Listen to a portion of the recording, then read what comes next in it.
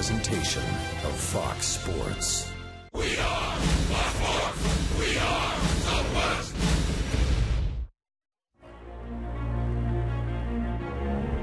Here, you have the chance to be part of something much bigger than yourself. Help me guide it. Shape it. Lead it. There's so much more to you than you know. Not just pain and anger. There's good in you, too.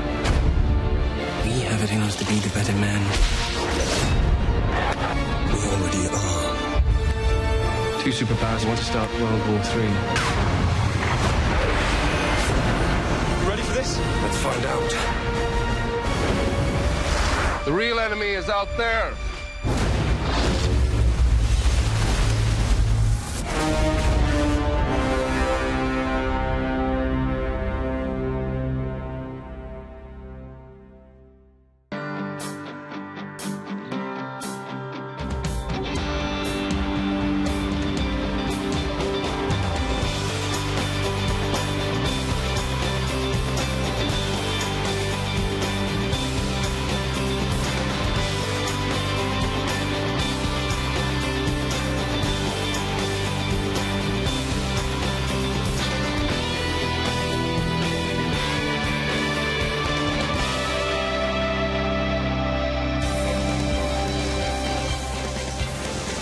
Rangers try to put on a good show tonight to close out this 10-game homestand at 5-5. Final game of the homestand and the 3-game series against the Tampa Bay Rays.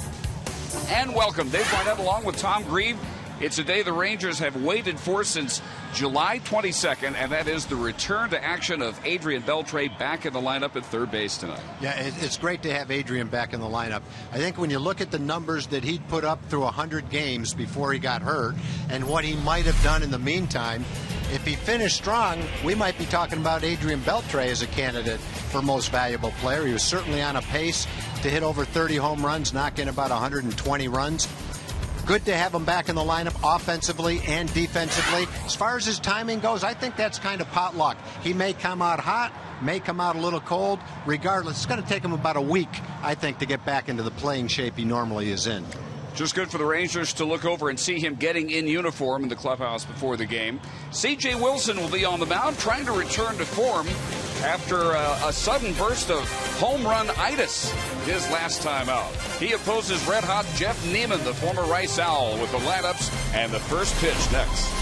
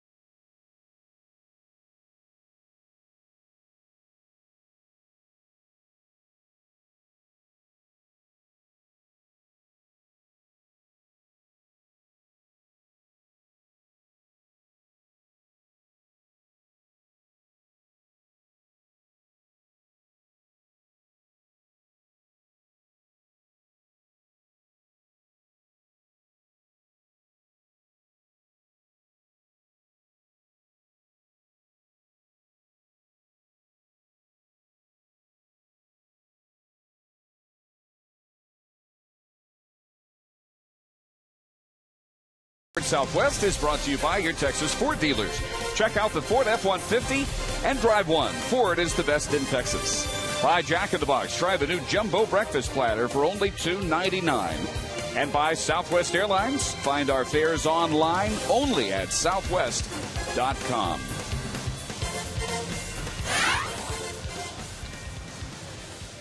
The Rangers take the field for Game 3 of the series as we welcome Leslie McCaslin. Hi, guys. Well, like you talked about earlier, Adrian Beltre is finally back after being gone with a hamstring injury since July 23rd. He said before the game he still doesn't feel like he can go all out. He has to baby it a little bit. Like Tom mentioned, he said it may take a week or so, but either way, his skipper is very glad to have him back on the field. We know that it's going to take him time to get his timing down, but it's just his presence, both in the clubhouse, in the dugout, and on the field, will make a difference, and that's what we're looking forward to. That's your Geico quote of the game. Obviously, he's healthy enough for the Rangers to feel like he can make a difference. Meanwhile, Adrian said it's been very difficult to just sit back and watch and not be able to do anything to help his team. Hopefully, he'll be able to tonight. Back to you. Yeah, that's been pretty obvious just watching him in the dugout. He was the only Ranger to play each of the first 100 games. Ron Washington just could not get him to take a day off. Best he could get was the occasional DH day, and there will be several more of those in the next month. Southwest Airlines Rays starting lineup begins again with the rookie Desmond Jennings. Sean Rodriguez moves up to number 2 ahead of Longoria. Zobrist, Upton batting 5th and center.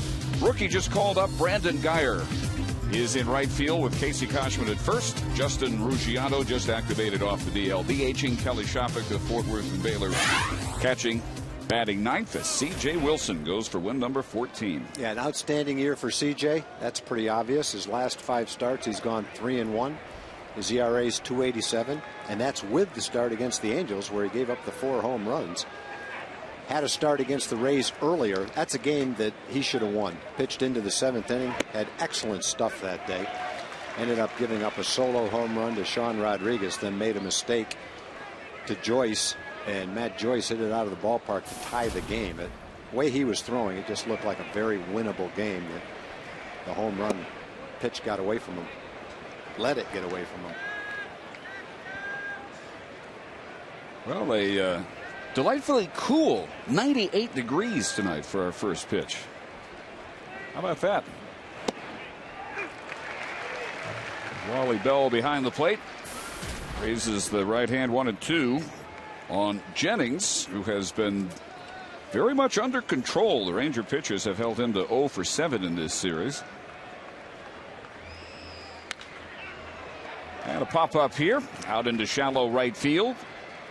And David Murphy comes in to grab it. Ranger defense has committed errors in only one of the last 11 games. With Hamilton, Chavez, Murphy, the outfield with Beltre, Andrews, Kinsler, Moreland, the infield, and Yorvi Torrealba doing the catching. Rangers now ahead of Oakland defensively as Sean Rodriguez steps up. Happy that the month of August is over. He hit only 194, including an 0 for 4 yesterday.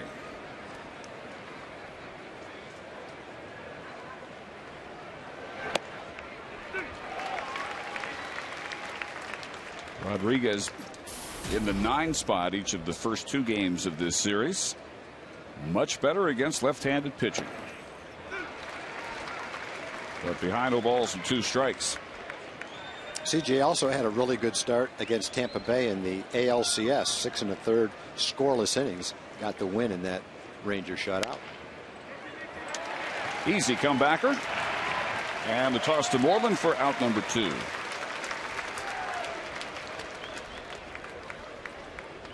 C.J. Wilson, an outstanding month of August. 3-1, a .287 earned run average, and including the Saturday loss to the Angels 8-4, in which he allowed 4 home runs in his 5 innings, had given up only 10 all year. Before that outing kind of popped up out of nowhere, mystified C.J. Yeah, he'd given up 2 earned runs in 19 innings in 3 starts prior to that. That really did just pop up out of nowhere. Just couldn't keep the ball in the ballpark.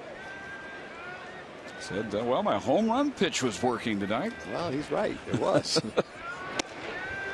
And a ball and a strike to Longoria. Also held in check in this series. 1 for 8. Scored after that one hit yesterday in the 3rd inning. He and a lot of Rays find themselves in slumps that in most cases have tracked them throughout this road trip. It's the final game of their trip. They have gone 4-2 at Toronto and here.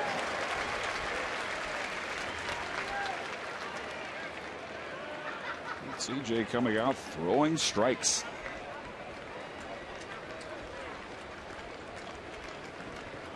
With 8 of his first 11 pitches. And he gets Longoria swinging. A sharp top of the first for Wilson. Kinsler and the Rangers coming to bat.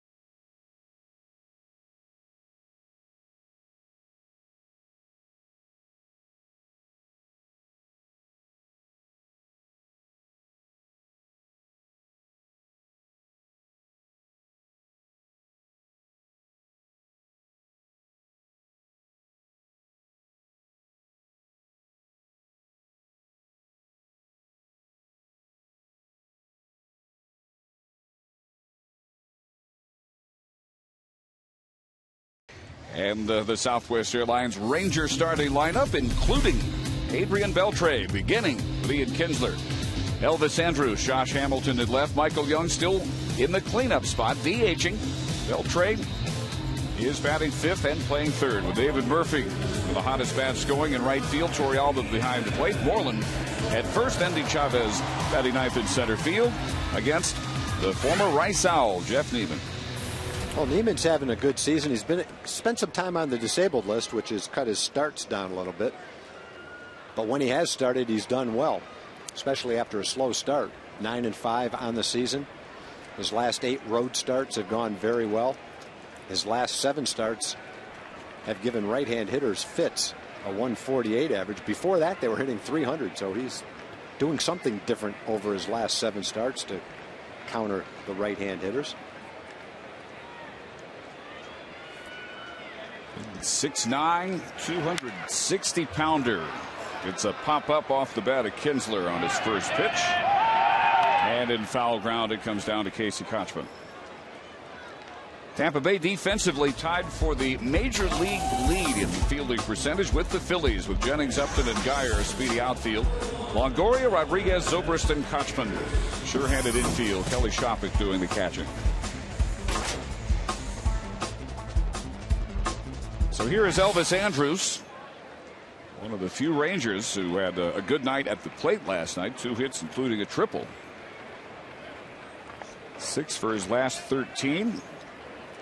And Elvis in his last 5 games, 8 for 21. Before that, in the throes of the 1 for 23 slump, and he's come out of it.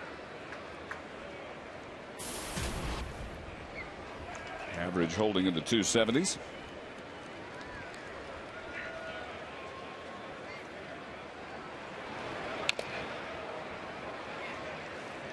Jeff Neiman's only loss on the road this year was his 2nd start of the season, April 10th at Chicago. Since then, 6-0. And from July 1st to today, last 2 months, his ERA third best in the league at 2.26. So the Rangers catching him pitching about as well as he has as a major leaguer. From the first-round pick, 2004, fourth overall pick in that draft. Yeah, his first after his first 6 starts, he was 1-4 with an ERA close to 6. So then he went on the disabled list and straightened out whatever was bothering him health-wise, and he's been terrific since then.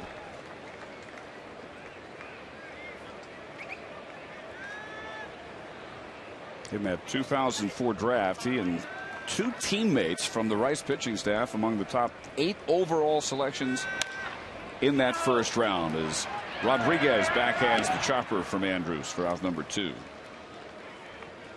You had Philip Umber, going to pitch well, especially recently, the majors, and Wade Townsend also on the top 8 2004. Well, all those pitchers had significant injuries. But Neiman is throwing well now. Umbers was throwing well for the White Sox. Not sure what happened to Townsend or where he is right now. Didn't sign originally with the Orioles, if I remember right. Josh Hamilton goes after the first pitch. Josh last night 1 for 4. He had a single in the first inning, and that was the last Ranger hit until Elvis's 6th inning triple. As James Shields was at his best. 1 inning away from trying for what would have been his 5th shutout of the year. So the rubber game of this series. Rangers are 7-10 this year in rubber games.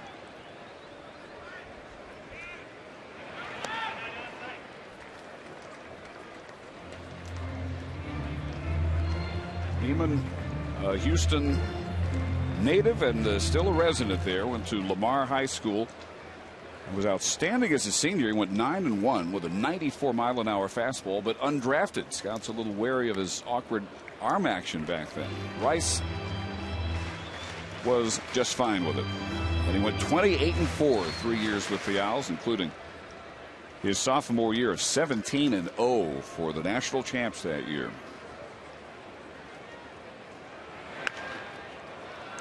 3-2 to Hamilton. 17-0. That tied the NCAA record for most wins in an undefeated season.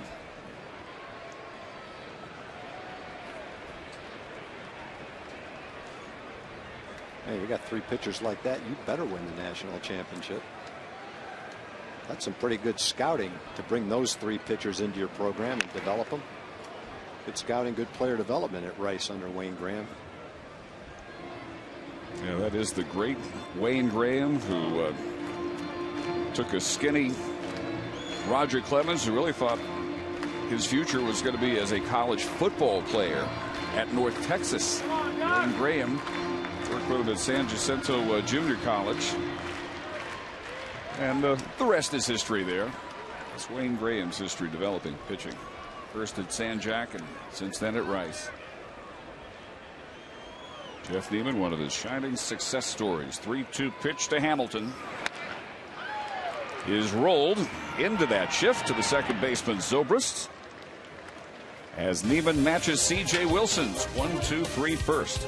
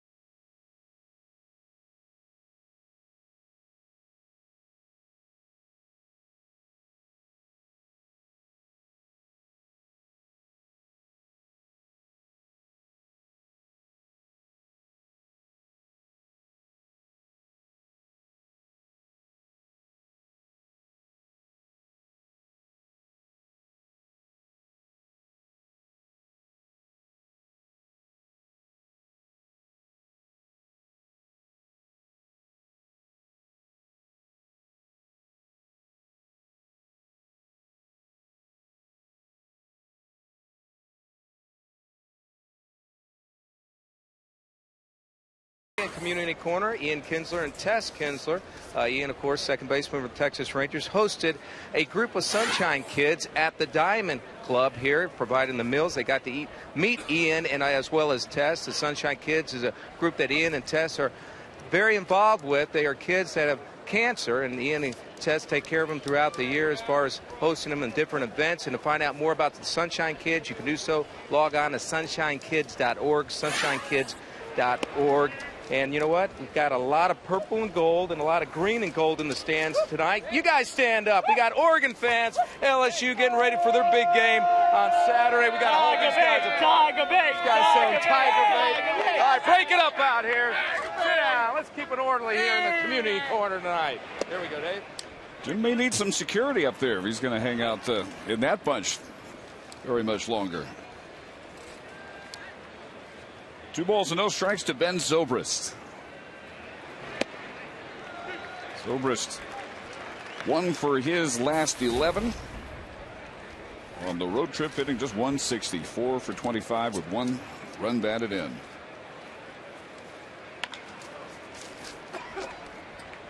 And the closest Adrian Beltre has come to a chance. First 4 hitters of the game. Adrian's hamstring, all agree, the Rangers medical staff, Ron Washington, Adrian himself will not be 100% until he's had a full off season. So it's a matter of managing and picking his spots, knowing when to back off as Zobrist strikes out. Second straight strikeout swinging by Wilson. Fox Sports Game Connect is the ultimate online experience for fans. Log on to take part in the most interactive forum during Rangers games with stats, trends, exclusive analysis, and live Twitter feeds. And you can even share your thoughts with our game broadcast. Fox Sports Game Connect, now available on foxsportssouthwest.com.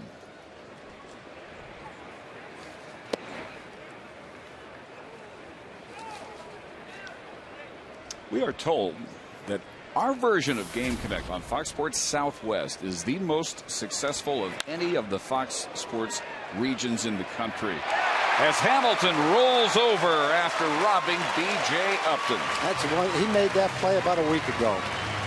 You can see him planning the dive right from the start. And one thing Josh does, he hasn't backed away from diving, but he's gets smart about it. He's planned it. He knows he's going to catch it, and he rolls, lets his momentum take him, and he rolls away from any awkward landing on his shoulder. Yeah, you could see him planning for that right off the bat. Pretty much knew right where that ball was going to be and what he was going to do to catch it. 5 up and 5 down. And now Brandon Geyer, the 25-year-old rookie, just brought up from AAA Durham today. Rays got him from the Cubs and the Matt Garza trade in the offseason. And Geyer, on May 6th at Camden Yards, stepped up for his first Major League plate appearance and homered. The 108th in Major League history. Pull off that feat. Chopper over Wilson. Andrews just in time for another 1-2-3 inning. A couple of nice defensive plays turned in.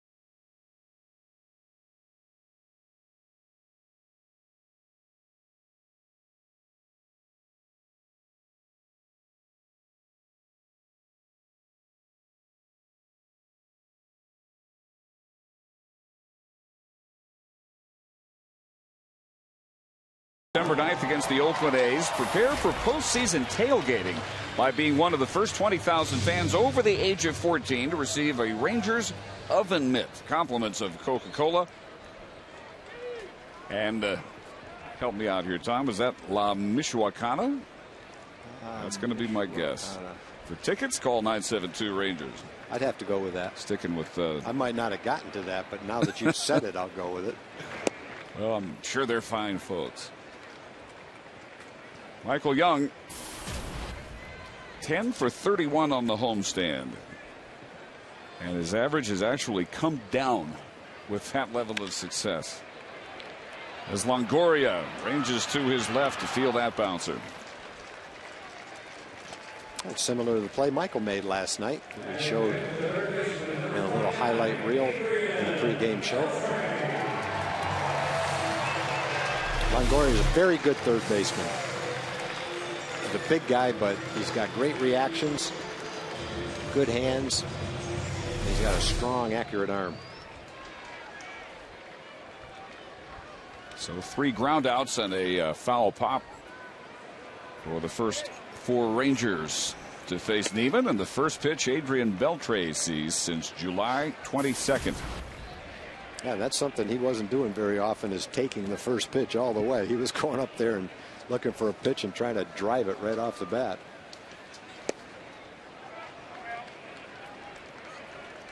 Adrian, while he was in there and healthy, with his 76 runs batted in, second in the league, second in doubles, 7th in homers with 20. Still among the top 4 on the Rangers with those numbers. And welcome back Adrian Beltre with an opposite field single. Yeah, that was not a very easy pitch to hit. The 2-0 pitch might not have been a strike, but that doesn't bother Adrian. Pitch down and away. I don't think it is a strike. Not even close. He gets base hit on it. And the good thing is he didn't try to stretch it into a double or sprint and take a huge turn. Got to be smart now. Nice to have him back. And no one's happier to be back than he is. So here is David Murphy, who extended his hitting streak to 6 games last night, driving in the only Ranger run with a single off Kyle Farnsworth in the bottom of the 9th. David in his streak hitting .391, 2 homers, 8 runs batted in.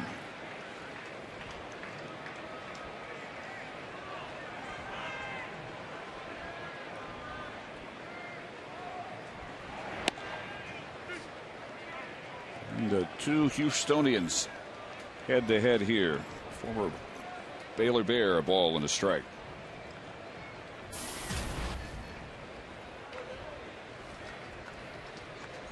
As he has found his stroke and his approach at the plate, he has driven in 8 of the last 27 Ranger runs. That's over the last 5 games. The Rangers have faced some outstanding pitching.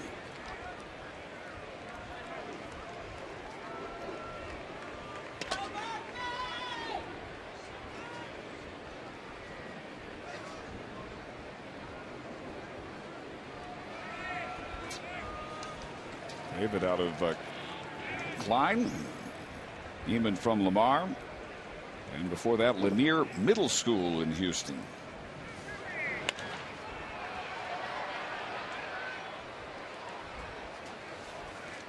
And at 6'9", you can figure how tall Jeff Neiman was even in middle school. And at that time he was thinking basketball. He tried out for the team, didn't make it. He got beaten out by a kid named Emeka Okafor. They went on to play Pony League baseball together. Neiman's dad, Steve, was the coach. And a breaking ball is yanked into the seats. That's a definite benefit to wearing a glove right there. Got that one for the little guy. He's probably more interested in the little snack he's got in his left hand, but he'll take the baseball. He can find a place to put it. Watch his snag. Nice play. The people behind him were in danger. That was a rope. Hey, look what I got, Dad. Where'd that come from? Snap, throw, and Beltre is back safe. Vic Carapazza, the first base umpire. Go ahead, Dave. Laz Diaz second, John Hirschbeck third.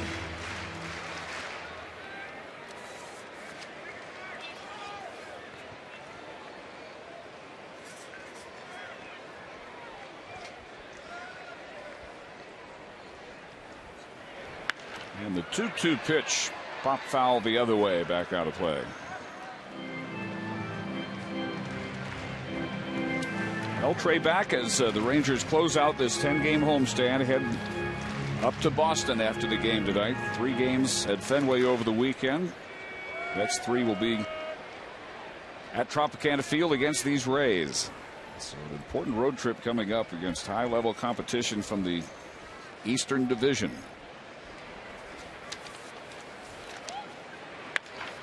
Breaking ball hit well into the gap out there in left center field, headed to the wall. Wouldn't you know it? First time Beltre gets on base. All the way around from first to score and put the Rangers on top. Thank goodness. Well, they would have stopped him at third base.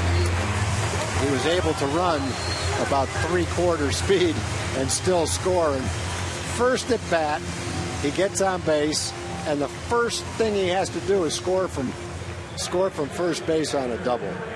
That just is really amazing. And David gets a hanging breaking ball right down the middle of the plate and sends it to the deepest part of left center field. By the time Upton gets to it, he couldn't stop Adrian from scoring at 3/4 speed. And here's Jorvi Torrealba. David Murphy's 100th career double has him safe at second, safe and secure, New York Life. So another RBI for Murphy, a 7-game hitting streak, and he's now driven in 9 of the last 28 Ranger runs.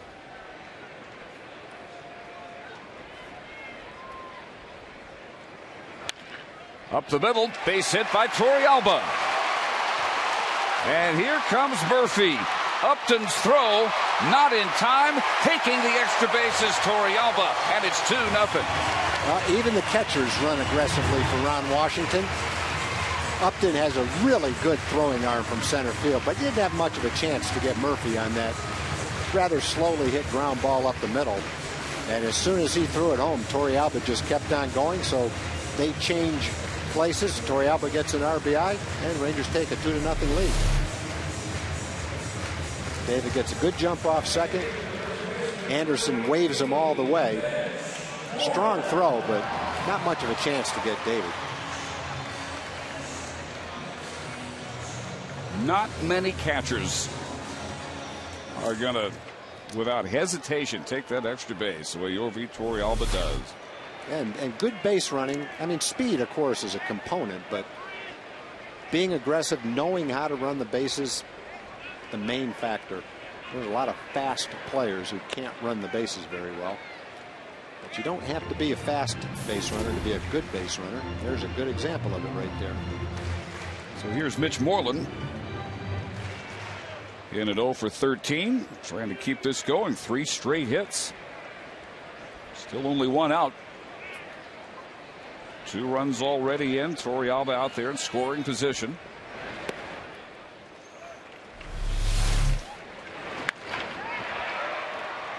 I love the way he started. He didn't turn and start to sprint.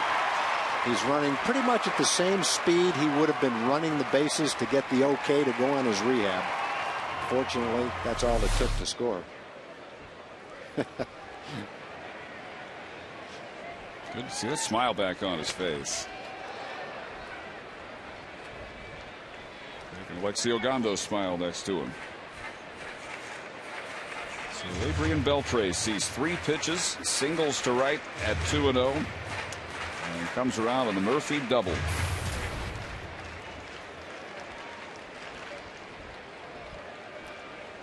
Orland struggling, a lot of strikeouts. Been pretty good lately with runners in scoring position, however. And against the shift, pass to diving Kochman. Zobrist to Neiman covering in time for out number 2. Well, there's the shift, definitely taking a base hit away from somebody.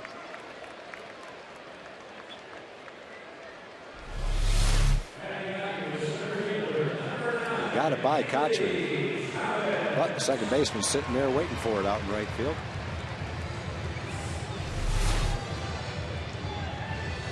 So with Torrealba now at third and 2 outs, Endy Chavez still batting over 300. Not seeing much of Neiman, just 0 for 2 against him. And Endy a chance to drive in his 26th run and add to this Rangers second inning. As Wally Bell says, he went around on the high fastball.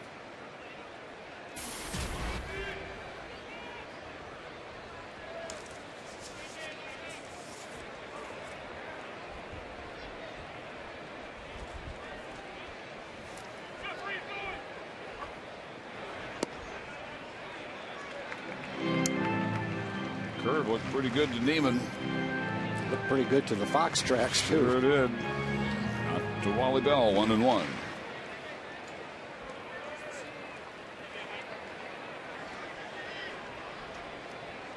Twenty-second pitch of the inning coming up here.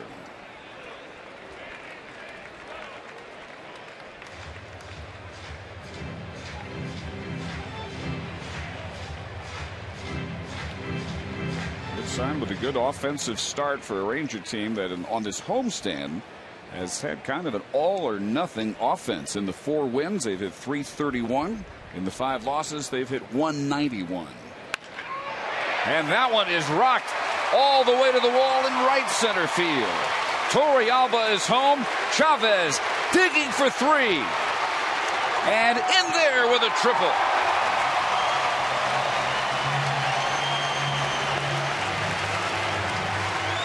He turned that high fastball around.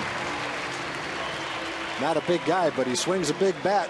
Takes a big swing, and he ripped that ball into the gap. David ripped one to left center, and Chavez gets on top of that high fastball, and it's a bolt out to right center field. You've already talked about what he's done recently, Dave. This is a guy who in his last 12 starts is 8-1 with a 2.5 ERA. Really hot after a slow start. And the Rangers are not treating him very nicely here in the second inning. Big 2-out hit right there. Love to see those 2-out hits with men in scoring position. So Neiman, after retiring the first 4 Rangers, has given up hits now to 4 of the last 5. 2 singles, a double, and a triple. RBIs by Murphy, Torrealba, and now Endy Chavez. And Ian Kinsler will try to keep it going. Fouled out to the first baseman Kochman on the first pitch of the game.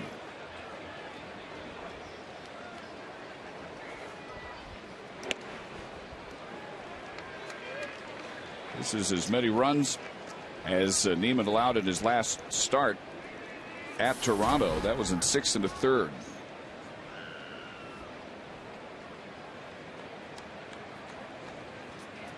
Game he won 6-5. And he had seen a couple of pitches here, 1-1.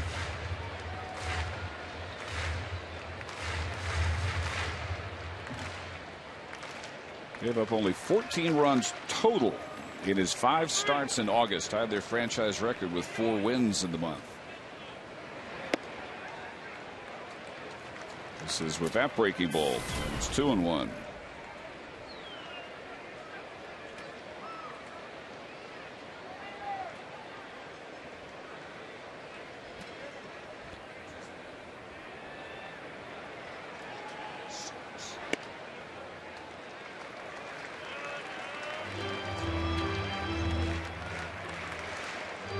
This will be at least a 28 pitch inning.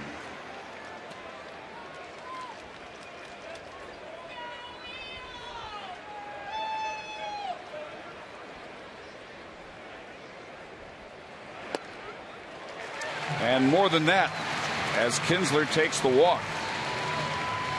Well, Ian's pretty much been in the top 10 in walks all season long. He's right in the middle of the top 10 now. turn it into a long inning for Neiman, though, on a hot night. See if Elvis can get another one of those big 2-out hits right here. Make it a real big inning. Elvis grounded out to the shortstop Rodriguez. Runners on the corners here with 2 outs. 3 runs already in.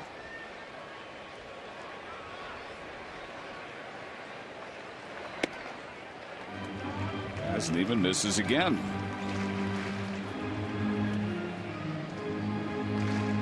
After a 13-pitch first inning, 29 pitches here in the second. And for the game, 23 strikes now against 19 balls.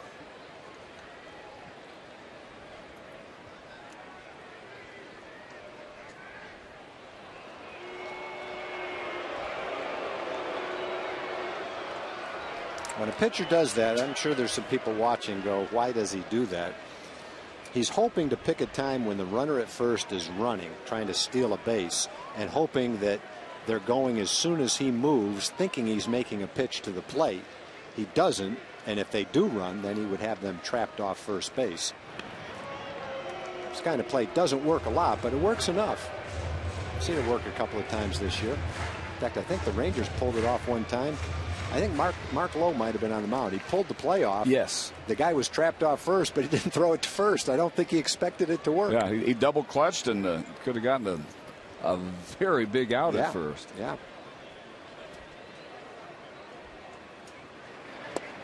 But if you're stealing a base, you're trying to get a good jump. You're trying to go as soon as you can. And the inclination is as soon as he makes a move, you just assume he's making a pitch. And so you take off for second, but he hasn't pitched it. He's faked to third, and then he turns around and hopes that he gets you trapped off first base. You don't waste it on a catcher or someone that's not going to steal a base. Usually try that play on a good base stealer. Well, he is really searching for the strike zone now behind his 3rd straight batter after walking Kinsler. 3-0 here for Elvis. Yeah, and you know he's not pitching around Elvis with Josh Hamilton coming up. He's trying to throw a strike. Just hasn't been able to do it. A lot of guys have been swinging 3-0, but I don't think Elvis will be one of them. Ian takes off. Second base, standing without a throw. Well, there won't be any force out at second base. And maybe a base hit will score 2 now. Single season record, 22nd consecutive steal without being caught by Kinsler. One off of his overall franchise record for consecutive steals set in 07 and 08. That one misses outside. They are loaded for Hamilton.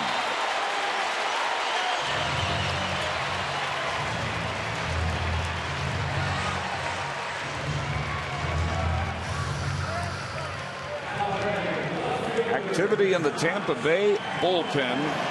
Certainly the last thing they would have anticipated with Jeff Neiman pitching so well of late, and especially on the road of late. He got Hamilton to ground to second to end the first. And with 3 runs already in, the bases loaded with 2 outs. Now he's got Josh again. Yeah, this is a case, if you're the guy at third, you really don't want to be bouncing around trying to disrupt the pitcher. You got your power hitter up there. Just let him hit. And the left-hander Cesar Ramos begins to throw.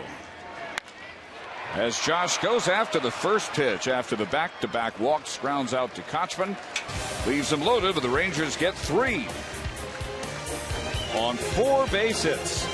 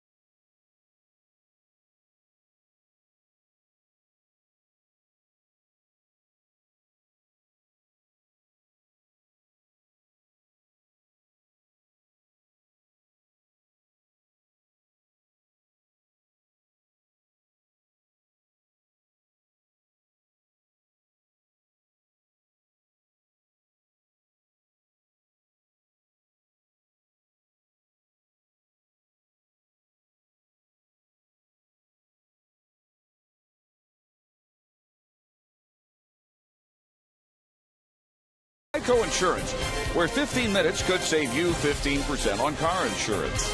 And by AT&T, rethink possible.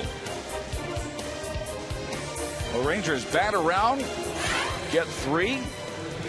And C.J. Wilson, who has retired all 6 Tampa Bay hitters he has faced, comes out for the 3rd inning. And he'll throw to Kochman, Ruggiano, and Shopik.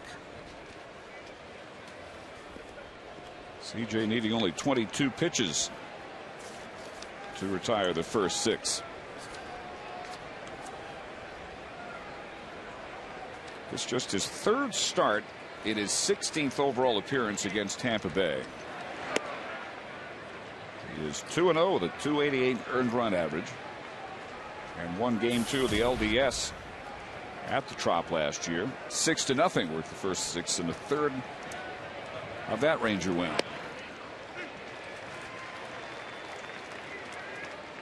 Now out looking for a shutdown 3rd against Kochman. He is only 1 for 7 for the series and just 3 for 17 for the road trip. That's pretty much an unhittable pitch to a left-hand hitter. Although Kochman can put almost anything in play. He's a contact hitter all the way. Been up over 400 times, only struck out 52 times. So he makes pretty good contact.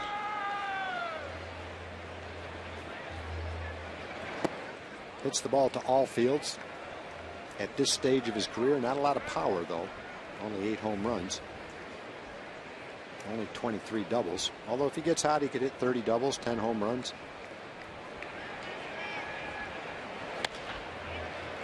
Reaches out and sends that one down the left field line to Josh. Back in our Fox Sports Southwest studio to Rick Runner with a game break.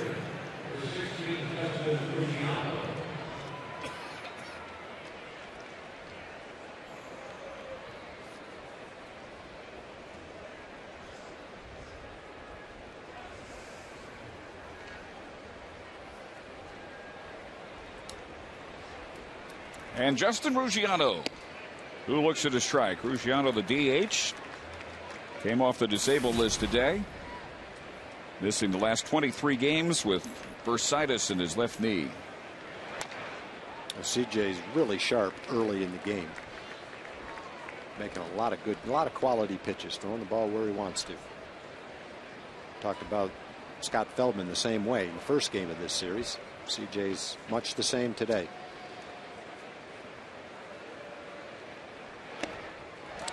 Three-pitch strikeout of the former Aggie, Ruggiano. Torrealba put the glove up high, and CJ hit it, and he swung at it. If you'd like to register for the chance to purchase 4 tickets to one of 3 possible Division Series games here at Rangers Ballpark this season, go to TexasRangers.com/opportunity. Registration is free through next Friday at 5 p.m. and may be your best option for securing individual tickets for the postseason.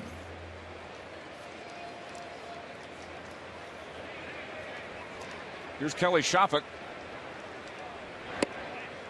And Wilson just keeps pouring in the strikes. I think the Rangers and CJ would love to get back in the dugout and make Jeff Niemann get right back out on the mound quickly after a long 2nd inning. He's probably hoping to get a little bit of a breather in the dugout.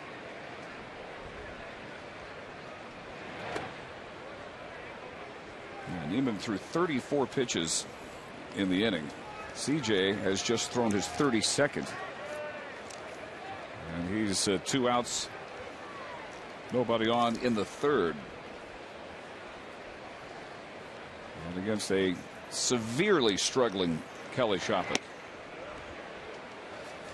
Not that many borderline strikes tonight from Wally Bell. That one at the top of the zone, 2-1.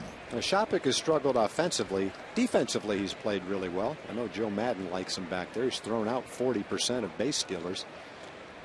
He's caught in about 60 games, but for someone that's caught in 60 games in the big leagues, no one's thrown out base runners trying to steal better than he has. Well, works the count to 3-1. Extremely strikeout prone. Saw the 3 for 35. That was the entire month of August. 41 plate appearances, and he struck out in 10 of those.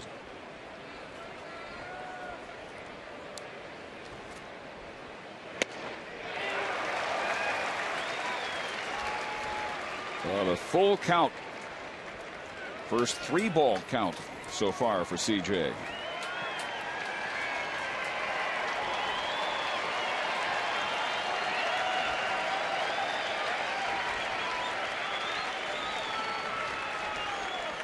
Already has 3 strikeouts. There's number 4. 9 Rays up, 9 down, and a 3-0 Ranger lead.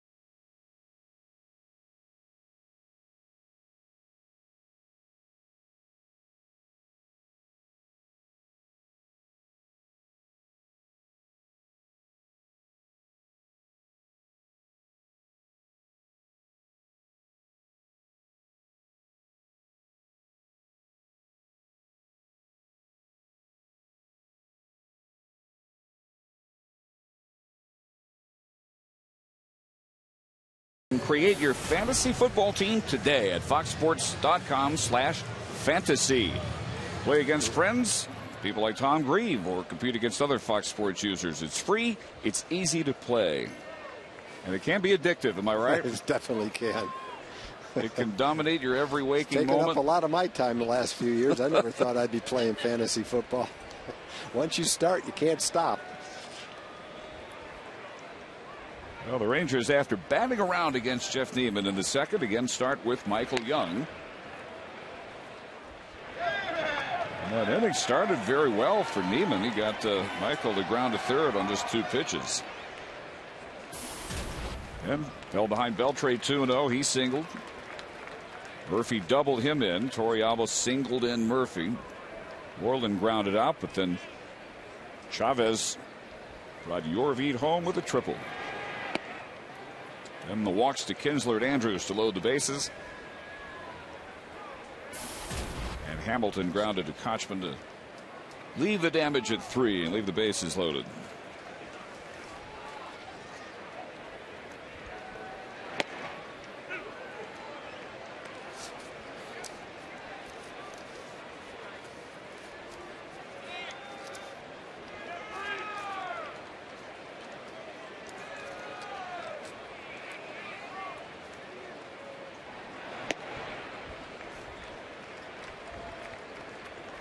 With that breaking pitch, 2 balls and 2 strikes.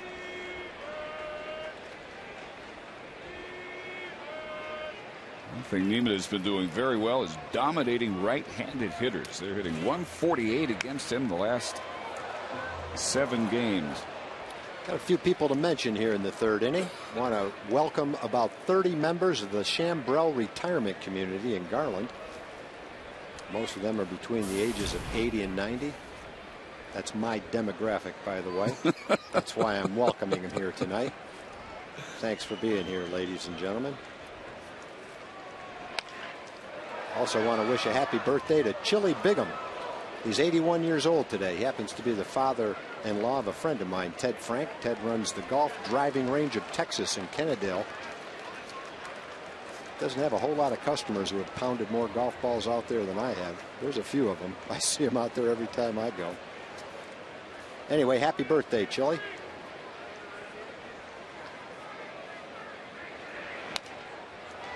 Also want to say hi to Charlie Lowe from Glasgow, Scotland, here for his first Ranger game tonight. Glad to have you here. And thank B. Cawthron from Hurst, Texas. She sent us the sour cream pound cake. She's here celebrating her husband's retirement. So thank you very much, B. Your pound cake is gone and very much appreciated. Well, after working the count, Young rolls over to Rodriguez.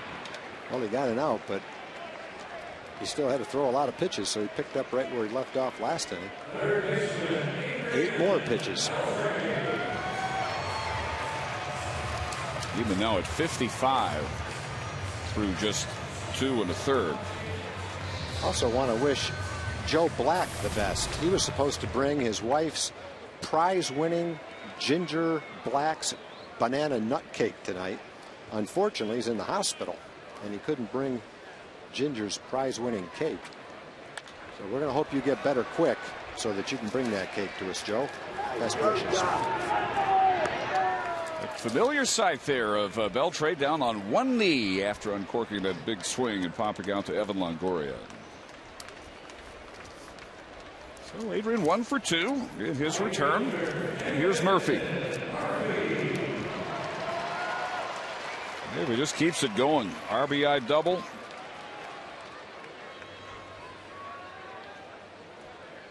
Nine for his last 20.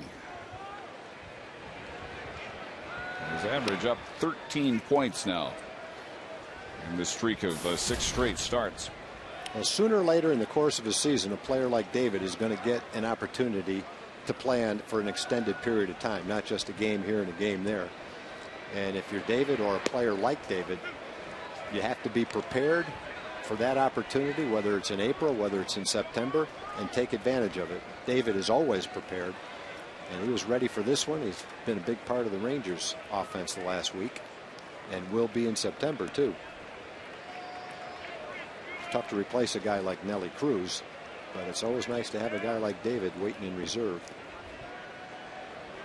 I'll tell you what, in his hitting streak, he's got numbers Nelly Cruz would be very happy to match. Exactly. Running down everything in right field as well. Works the count 2-2. We talked a little bit about this earlier in the series, but David having some success by going back and studying some of his favorite at-bats of the last couple of years and trying to remember the feel, not so much the mechanics, but the feel. When he had, for instance, a big hit against Felix Hernandez at his last start last year. And some mechanical refinements as well. A little bit quieter at the plate, not quite as much waggle of the bat before he gets set. So he's got a smoother stroke. He's keeping the bat in the hitting zone longer. Physical and the mental coming together for David Murphy the last several nights.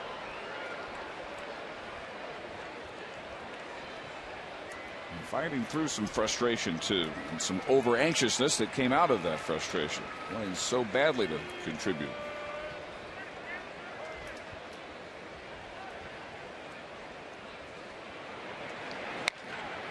It's on the breaking ball. Zobrist moving well to his left. That's what Jeff Neiman needed. A 1-2-3 Ranger third.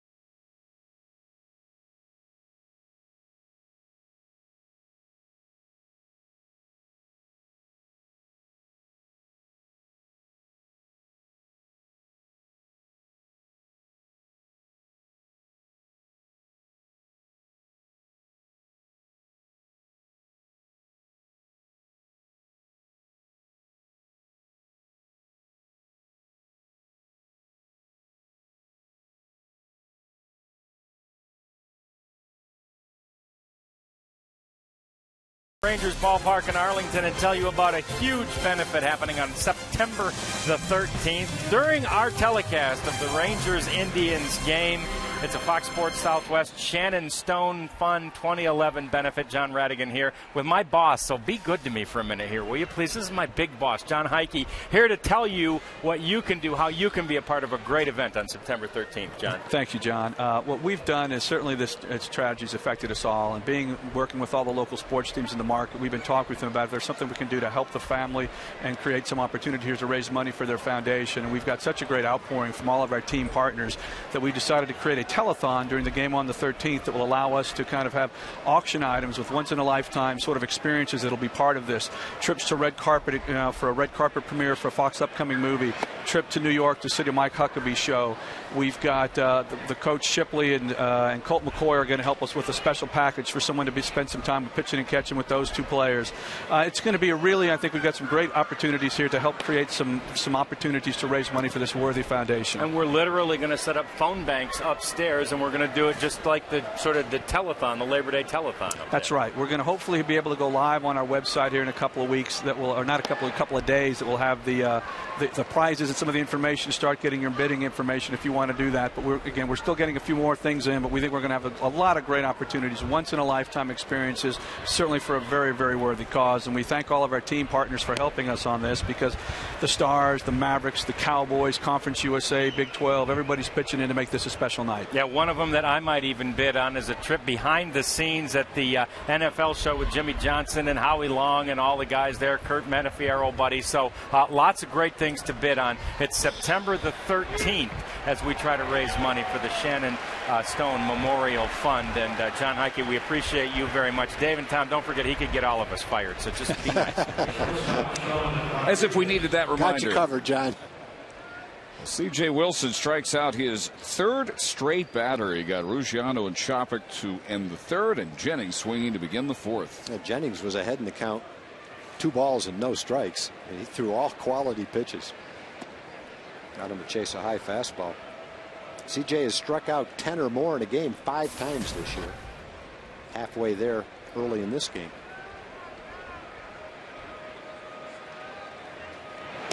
What sharp breaking ball he's had today.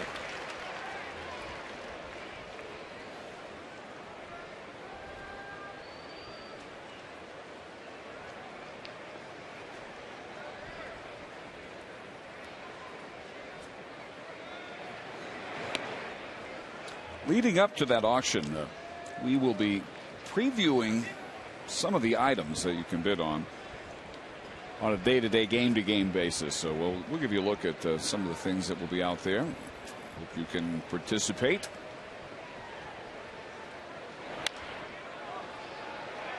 Shallow right.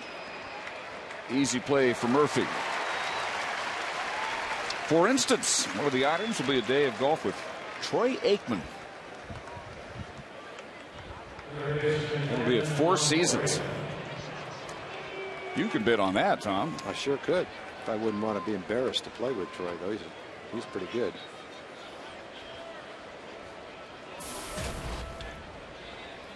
Evan Longoria, first of CJ's 5 strikeouts. He tries for his 4th straight 1-2-3 inning. Now he's using all his pitches: cutters, changeups, sinkers. 4-seam fastball, curve balls, you name it, he's throwing it. Well, this is about as radical a difference from his last outing as you could imagine. Saturday against the Angels, gone after 5 innings. Allowed 4 homers after giving up 10 all year. Well, he hasn't thrown many pitches that he would call home run pitches in this game. The game against the Angels, everything was up, out over the plate. He just couldn't get the ball where he was trying to throw it. And you're right, it's the exact opposite today. That's the pitch. High fastball, getting them to chase it when they're behind in the count. 12 up, 12 down, half of those on strikeouts. All swinging.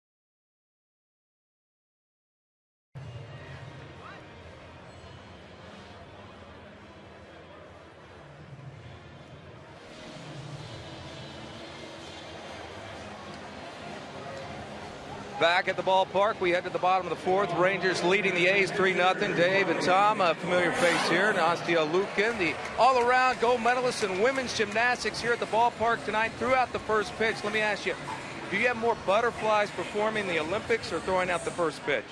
I think actually throwing out the first pitch. You know, when you're competing at the Olympics, it's something that I've done for over 15 years, and it becomes your comfort zone. So I was a little nervous tonight. Well, you did a good job. Now, a lot of people may not be aware of this, but you live in the Dallas-Fort Worth area. You live in Plano. Won the all-around gymnast, a gold medalist in the 2008 games. As far as what's been happening after that, fill us in. My life has changed quite a bit. I've been traveling all over the country and the world, and I'm going to London in a few weeks to start promos for 2012 Olympic Games that are just around the corner, and going to Tokyo at the end or next month for the World Championships. Okay, will you compete in 2012? I don't know yet. I'm definitely training and taking it one day at a time. You can make the big announcement right now. Not here. Not here. Okay, there we go. Good seeing you. Big Ranger fan. Appreciate the time. Thanks, Dave. Good try, Jim. Enterprising journalism. Just gotta put it out there. Torrey Alba with an RBI single and a run scored in the Rangers' 3-run second inning. And there was that first pitch. Not bad at all. Done. Nicely done.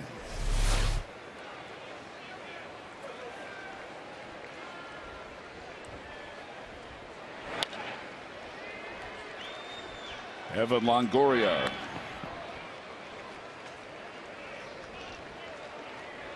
Neiman has settled down to retire 5 straight after walking Kinsler and Andrews to load the bases with 3 runs already in the second inning. 4 of those 5 outs on ground balls. Here's Moreland. He grounded out into the shift his first time up.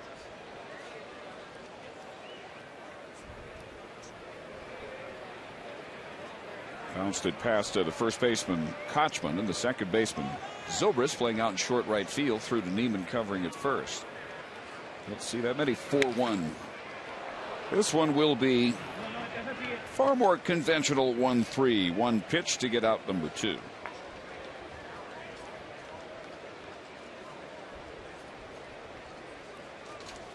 Well, Neiman had a 1-2-3 first inning. He's retired 6 in a row since the walk to Elvis, but in between came all the damage. 4 straight hits, 4 hits out of 5 batters. Andy Chavez had a big one, an RBI triple. Took it to the wall out in the right center field. Never hesitated, picking up speed as he rounded second and ended up sliding in at third without a throw.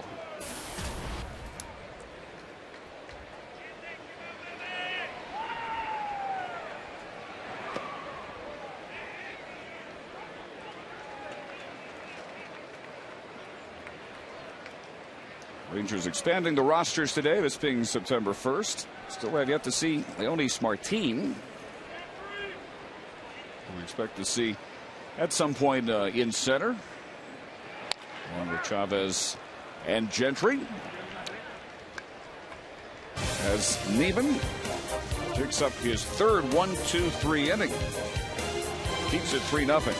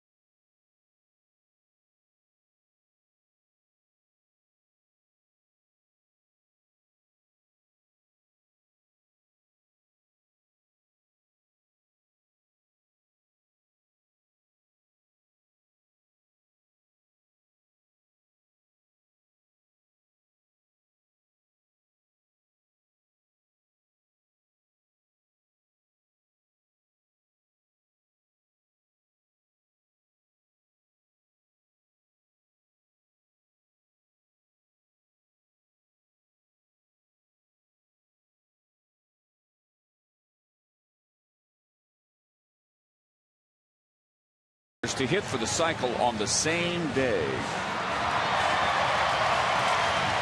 Not all that long ago, if I recall correctly. Steve Busby, did anybody ever hit for the cycle against you? I don't think so. If they did, I don't recall it. That's the kind of thing I think you'd remember. In the same game? Did you ever give up 2 cycles in the same game? Yeah. Well, boy, what a return to form by C.J. Wilson. Yeah, it is exactly what the doctor ordered. You know, this is. We were talking about it before the game in our pregame remarks. Rangers really need C.J.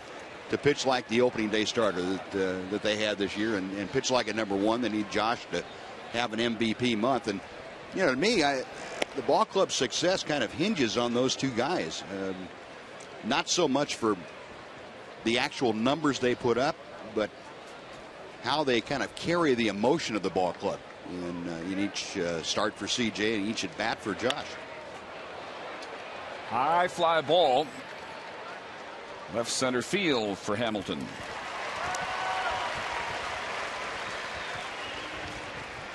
So that is 13 up, 13 down, 6 on strikeouts, 3 fly balls to Hamilton, 1 to Murphy and Wright, and a couple of ground balls. Averaging just about 12 pitches per inning. Peak of efficiency, 51 pitches, 33 strikes. That's pretty good with 6 strikeouts. B.J. Upton came the closest of any Ray to getting a base hit. Hamilton made a nice diving rollover catch in shallow left field in the 2nd inning.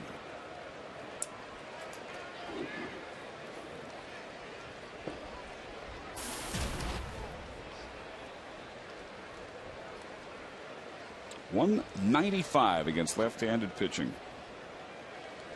That is the lowest figure in the American League for a right-handed hitter against lefty pitching. Our Coors Light freeze can. Played by Josh for the 2nd out of the 2nd inning.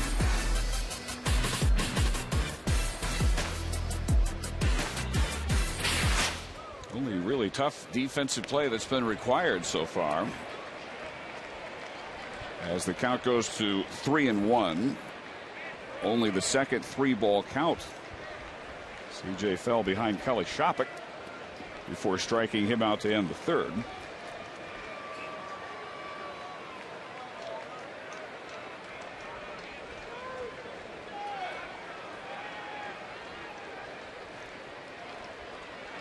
Deep breath, and he's ready to go after Upton here at 3-1. One thing for sure, Buzz, the right-hand hitters have not been able to hit the high and away borderline strike fastball, have they? No, and he hasn't thrown a whole lot of them up there, Tom. And, you know, it looks he's working down so well tonight. I think that when he does bust one up there, guys are behind it. Yeah. They're a little bit shocked by it. He almost waits for the strikeout pitch up there. Yeah. Wow. 3-2 slider. What got him up on that Ford leaderboard? 7 strikeouts.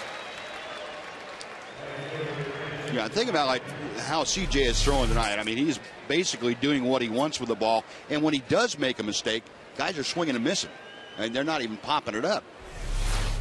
You know, he gets a.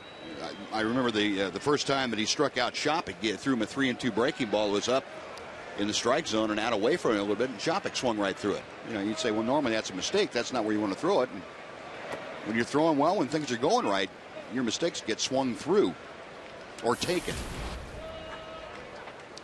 There's one thing he hasn't done very often is throw that pitch out over the plate about belt high near the center of the plate. That's obviously the pitch that plagued him against the Red Sox or the Angels the other day. Yeah, that was, to me, what was so surprising about that game. You just don't see CJ do it that often. Much like, 4 times in one ball game. Holy cow. But that was a night where his mistakes didn't get swung through. They got swung upon and beaten. Well, again, after falling behind, which has happened very seldom CJ taking a moment, deep breath, gathering himself. He's had 2 2-0 counts, 2 3-1 counts. I think he's had a strikeout every time. Lifted into right field for David Murphy. And that is 5 innings, 15 up, 15 down for C.J. Wilson.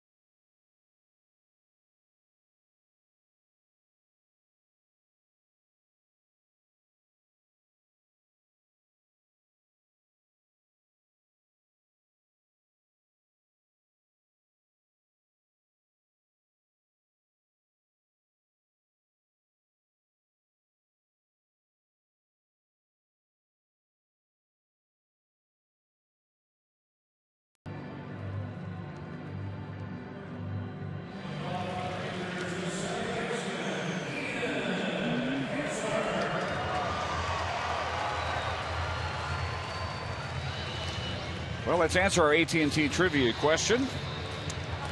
Subject of hitting for the cycle. The last 2 players to do that on the same day were Adrian Beltre against the Rangers with Seattle, and Stephen Drew, Arizona, against the Cardinals September 1st. 3 years ago today, the anniversary of Adrian Beltre's biggest offensive day. Back with Seattle. Return to the lineup tonight with the Rangers. Ian Kinsler set to lead off the Ranger 5th. He has fouled out, walked, and stolen a base. Probably safe to say he's not going to hit for the cycle tonight. That triple would be tough the way he's taking it easy. Unless he hit a home run and missed home plate when he came around. He said it'd be a triple, wouldn't it? Benji got one. That's true. Yeah, I shouldn't rule it out. 2 people can fall down. I've forgotten about that. Did you see Ryan Braun's attempted an inside the park home run? No, I did not see that. He was going to make it, and he stumbled around third and tried to keep it going. It was one of these kind of slow motion train wrecks, and then he sprawled about a third of the way to home, and then kind of just sat there face down, like, should I even get up? They're going to tag me out. He finally got up, took a couple of tentative steps back to third, got tagged out, settled for the triple, and all he could do was go back to the dugout and laugh at himself. That's one way to get a triple. Yeah.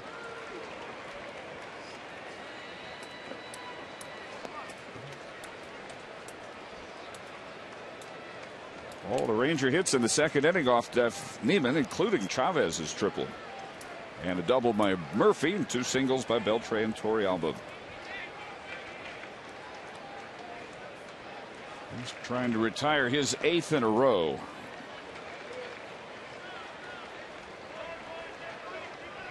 Basically, Matt C.J. Wilson almost pitch for pitch, except for that 34 pitch.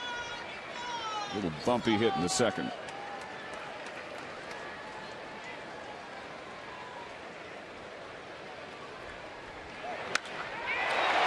Well hit to left field. Jennings looks up. It is gone. Number 22 for Ian Kinsler.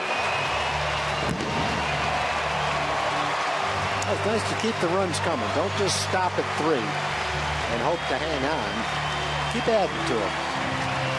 Big hit by Ian to make it a 4-run game.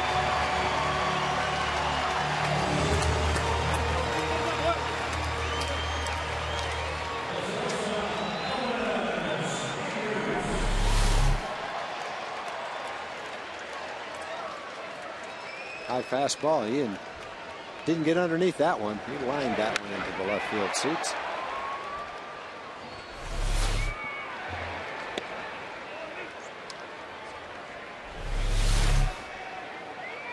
.358 feet. That's pretty easy to measure.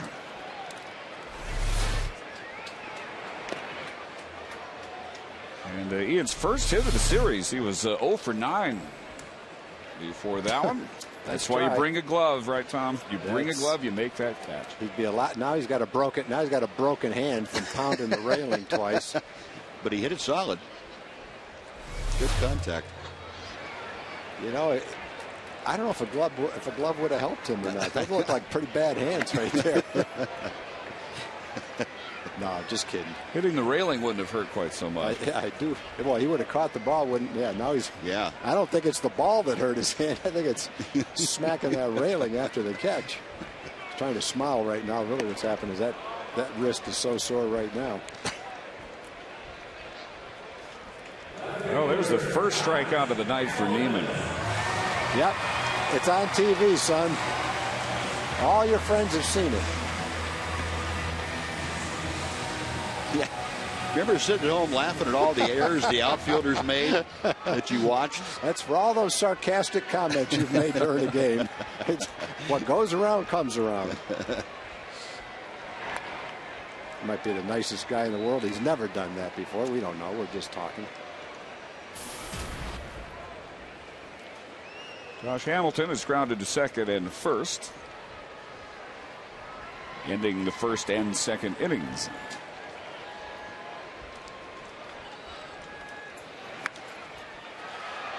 Was Jeff Neiman at 6'9". He doesn't throw 100 miles an hour like Randy Johnson, but the same effect, I would guess. It feels like he's about halfway to the plate by the time he lets it go. Well, he has the kind of motion, Dave, that I don't think it's quite as, I guess, deceptive would be the thing that, he's got more of a short arm delivery. And Randy Johnson was all elbows and kneecaps and all that stuff coming out. All of a sudden the ball was coming out from where the second baseman is. It never stayed in the strike zone very long going straight. It was coming across things. And Neiman's a little bit different. He's more traditional in his delivery. So I think hitters have less of a feeling of he's right on top of them. Randy, Lord, he'd wind up and his arms had to look like they were 8 feet long, each of them. You throw that glove out in front of you and his leg would whip around there, and then the ball would come out about 45 feet from home plate. And he utilized all of his, in his mechanics, he utilized his size as well as you possibly could, throwing from that angle. If you're a left-handed hitter, you got to feel like you're up there against him at your peril. As Neiman gets his first 2 strikeouts of the night, and back-to-back Andrus and Hamilton after the Kinsler home run. On Saturday, September 10th, Rangers host the A's, and it's Soccer Ball Day for kids. Call 972-RANGERS for tickets, or go to TexasRangers.com and then be one of the first 10,000 fans 13 and under to receive a Texas Rangers soccer ball. So 2 outs. Here's Michael Young. Mike Hamilton, he's grounded out twice. This one deep to center field, though. Upton looks up. This one is gone.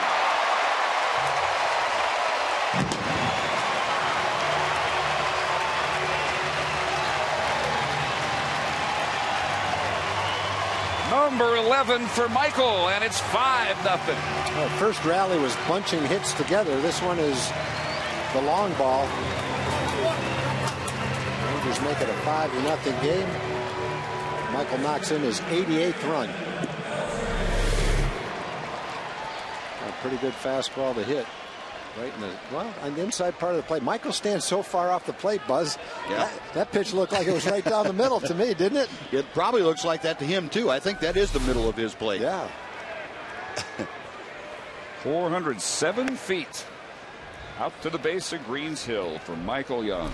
You really can't jam him unless he swings at a pitch that's about 8 or 10 inches inside. Yeah. Well, I think that's where most of his power is off the plate inside, or right on the inside corner to him. Yeah, and to be able to handle the outside corner as well as he does, that's incredible. Tells you what kind of hitter he is. You know, and every once in a while he'll make up his mind. The guy's worked him out there all night long. He'll make up his mind to drive one that way, and he will. He might hit it out of the park to right field. Yeah. Knee buckling curve there by Neiman. 1-2 to Beltray. How about Neiman's inning? You think this has been a roller coaster for him? He's gone from the basement after a home run to Ian Kinsler. A couple of strikeouts. He's back in the penthouse, and he's back down in the basement again as Michael took him deep. Ground ball. Zobrist throws out Beltray.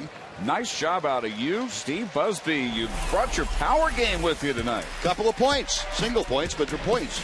Nice going. Kins and Michael every time.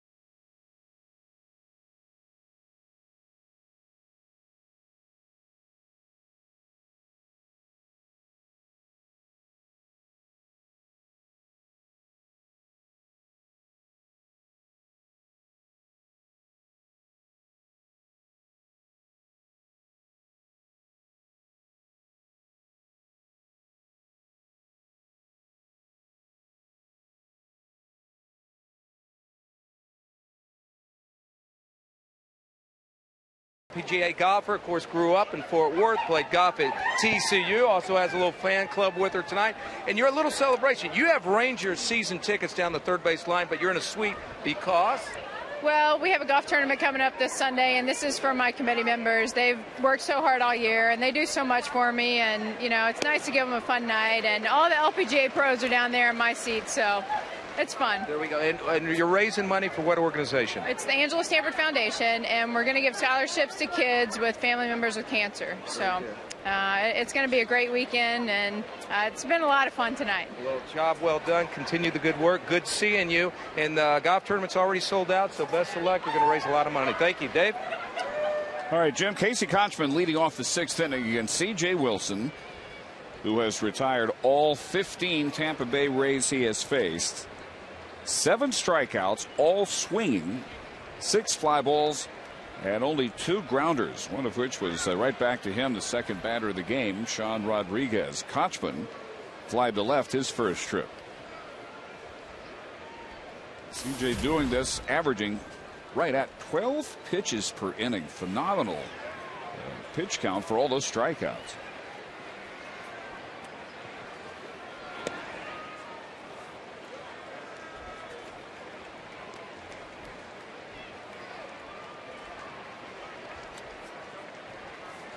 He has had a 3-ball count only once and came back to strike out Kelly Shoppa, who will bat third in this inning. That happened there. 3-1, his second 3-ball count.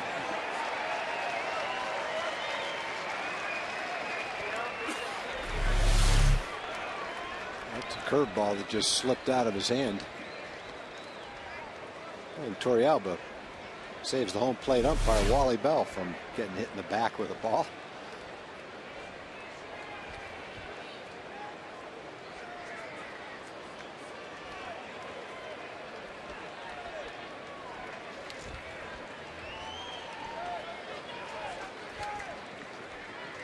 This time Saturday, he was already out of the game.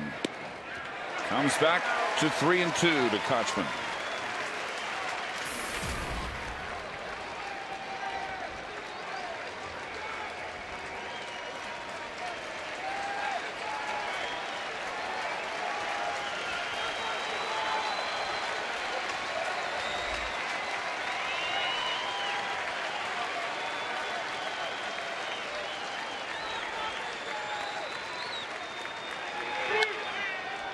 Up the middle.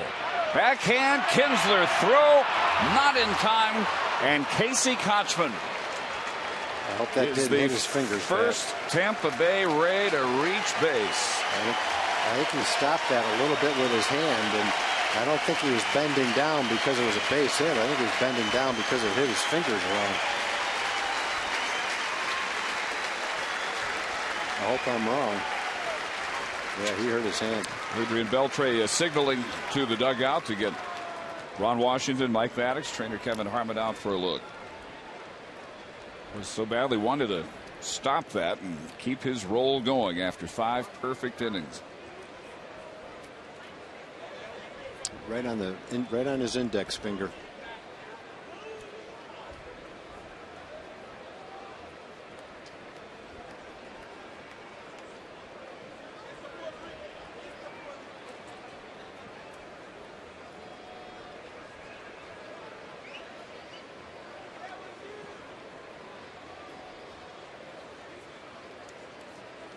Just kind of waiting, hoping the feel comes back to it. It's probably a little bit numb when it first happened.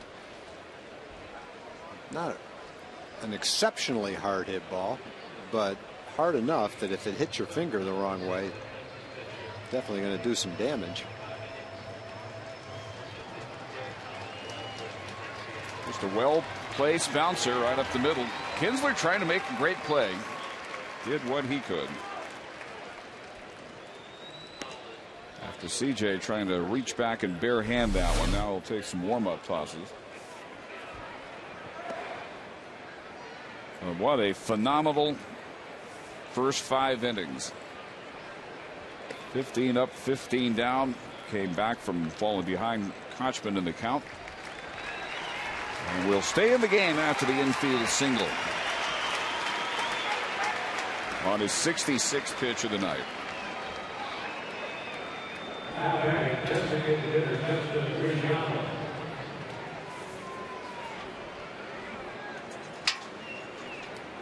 And now he will face the DH, Justin Ruggiano. He struck him out on 3 pitches.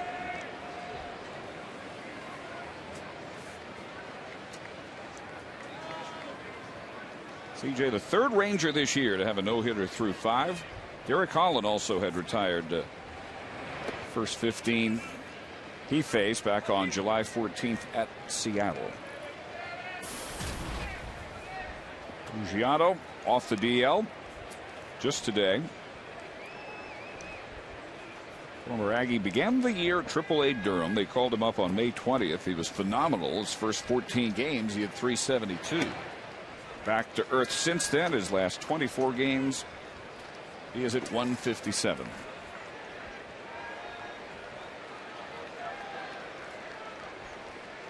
His finger's still, I don't think, feeling it the way he wants it to feel. He's shaking it, moving it around, trying to get the touch back.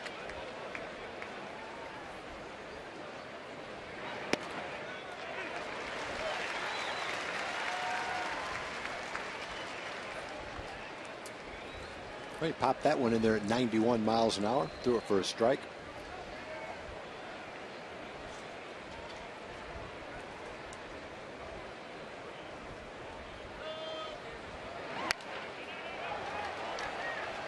Out of play, 2-2.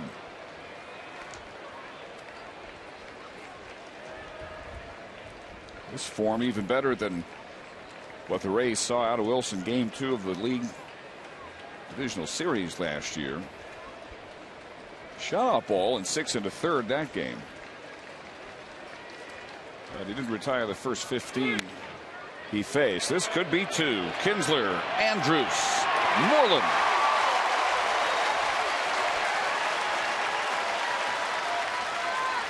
So the lone Tampa Bay base runner quickly erased for 6-3.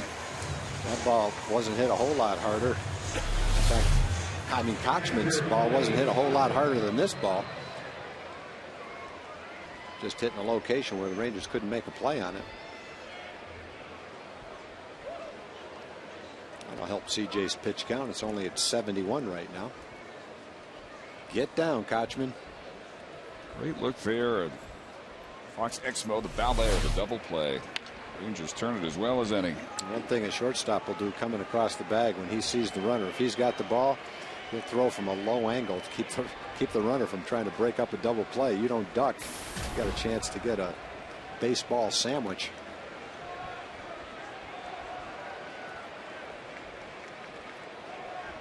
Kelly Shoppett got ahead of the count. Struck out swinging on a full count to end the 3rd. Couple of fouls off the fist, quickly down. No balls and 2 strikes.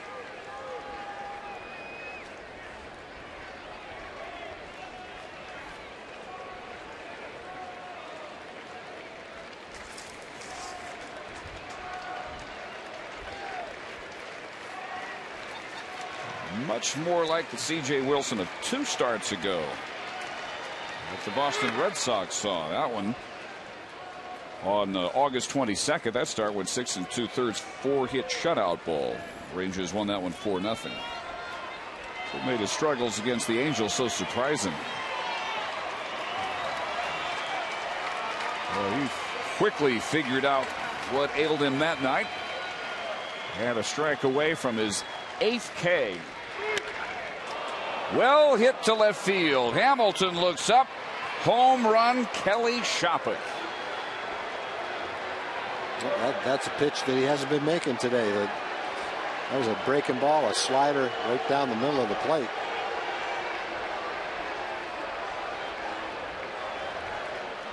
Very few pitches like that in this game.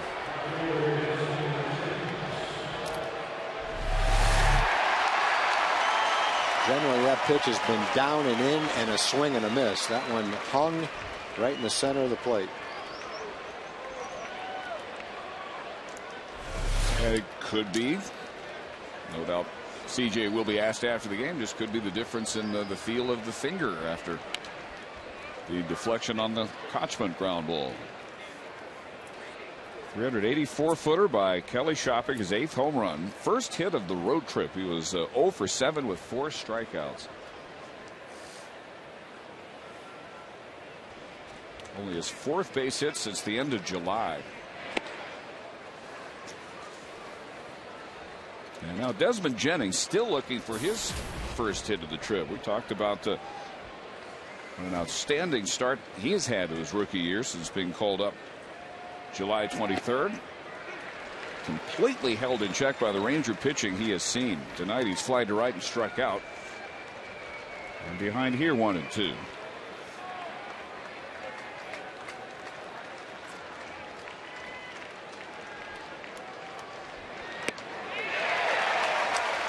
So there is number 8 for C.J. Wilson. The perfect game comes to an end. Then the shutout comes to an end. It's 5-1.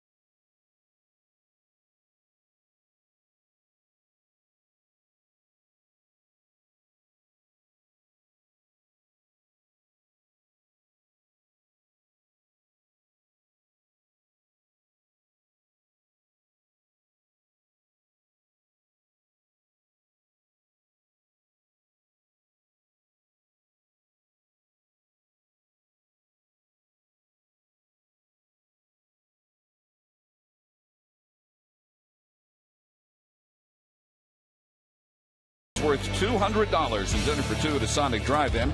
And tonight, the Rangers are hitting for Alan Williamson from Fort Worth. If the Ranger hits a grand slam during this inning, Alan Williamson from Fort Worth will win $25,000. You can register at any participating Sonic restaurant. And the new pitcher is left-hander Cesar Ramos.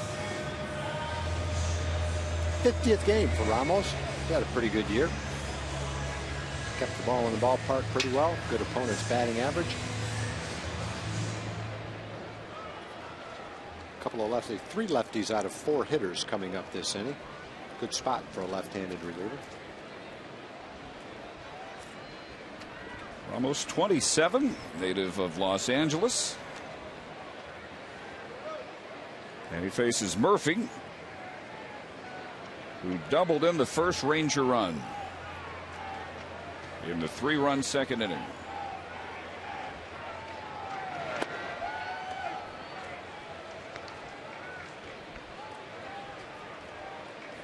Tough pitch to hit right there.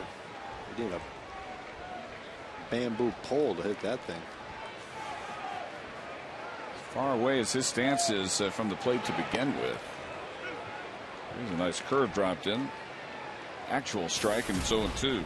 Yeah, David's been hitting since he made the little adjustments you were talking about. He's been hitting that outside pitch fine.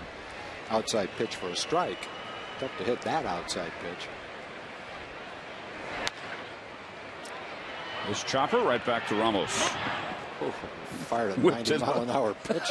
Poor Kochman. Take it easy. I don't have the gear on. Whipped it over to Casey. Harder than he was throwing it into Shopping.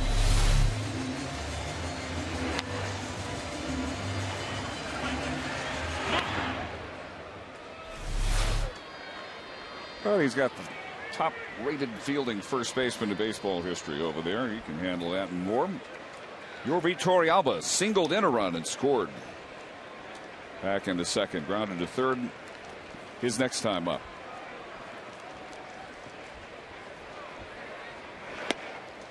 Ramos in for the 3rd time in his last 5 games, but only the 4th since he was called up from AAA Durham on August 7th.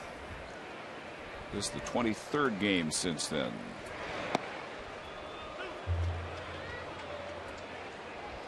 They brought him up when Alex Cobb went on the disabled list. Second stint with the Rays this year for Ramos.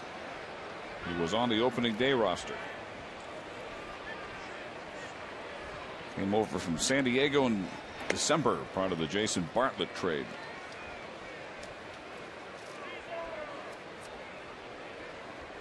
Jeff Neiman in his 5 innings, 5 runs on 6 hits, walked 2, struck out 2 through 91 pitches. 2 homers, solo blast by Kinsler and Young in the 5th. Torrealba alive on the foul tip.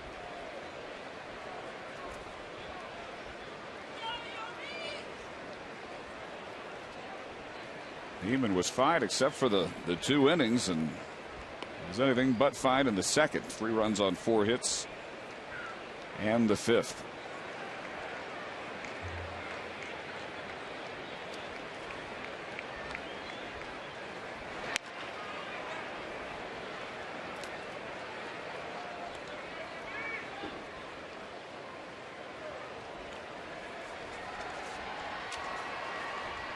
In a few minutes, once again, the Angels will be underway at Seattle in the matchup tonight of Irvin Santana and Charlie Furbush, the former Tiger. Seattle got at the deadline. And what a way to lose last night for the Angels. They're up 1-0 behind Dan Herron against Felix Hernandez. 2 outs, bottom of the 8th. And a 2-run double beats LA 2-1. Felix ends up with a complete game victory. Yeah, Mike Karp been getting some big hits for Seattle the last month. Hit that off Scott Downs, who would come in relief. Well, Kochman having to pick that one out of the dirt. He's thrown both balls into the runner. instead of on the other side of the base, which would have made it a relatively easy play for Kochman. Turned a couple of simple plays into, if you ask Kochman, less than simple plays. Let's go down to Leslie McCaslin.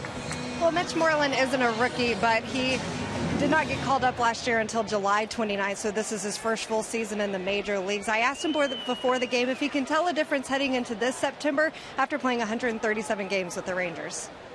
At this time last year, when I had this opportunity, you know, we were kind of in the same situation. We were still fighting, you know, and trying to lock it down, I guess you'd say. You know, it's the same mindset. You know, you have the same goals right now as we did last year, and you know, just kind of try to keep that mindset and grind it out the rest of the year. 25 games left in September. I know Mitch Moreland put a lot of extra work in the offseason, working out to get ready for this long season, and mentally it sounds like he has the right mindset going forward. Back to you guys. Yeah, I think he's always got that. Very even-keeled. Same personality pretty much every day you see Mitch. Always a smile on his face. He's come through a couple of slumps before, working hard with Scott Coolbaugh, the Rangers hitting coach. Here trying to end it 0 for 15. But Ramos completes a 1-2-3-6 with a strikeout. And through 6 it remains 5-1 Rangers.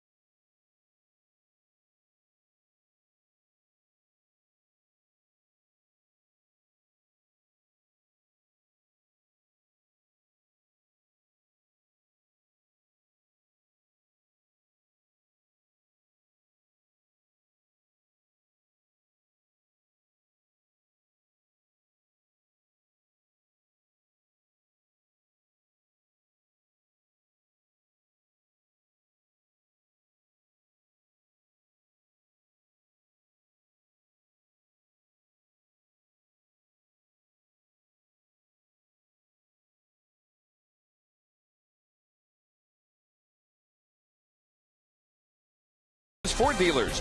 Check out the Ford F-150 and drive one. Ford is the best in Texas. And by Southwest Airlines. Find our fares online only at southwest.com.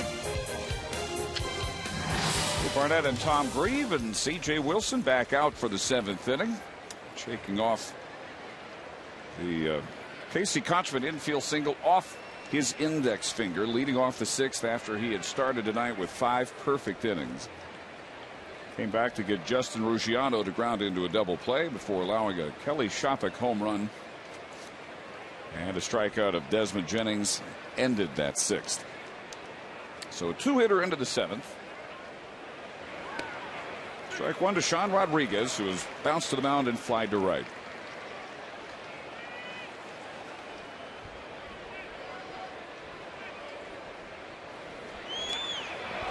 And that one hits him.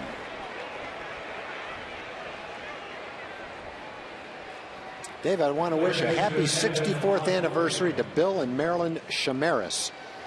Marilyn is in hospice care and she watches all the games. So Marilyn, thank you very much for being such a great fan for all these years and for watching the games. I hope both you and Bill are watching tonight. And if you are, happy 64th anniversary.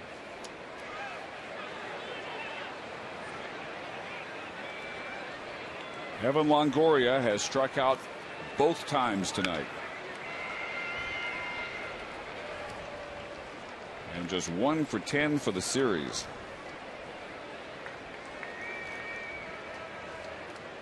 Rays came in with a lot of hitters slumping. A few going well. The slumps have continued for the most part. Shopik being the notable exception tonight. And the few who were hitting well, by and large, have not in this 3-game series. As Koji Wahara begins to throw for the second time, he's up in the Ranger bullpen. Also was up last inning. CJ only with his 83rd pitch. But with a 5-1 lead.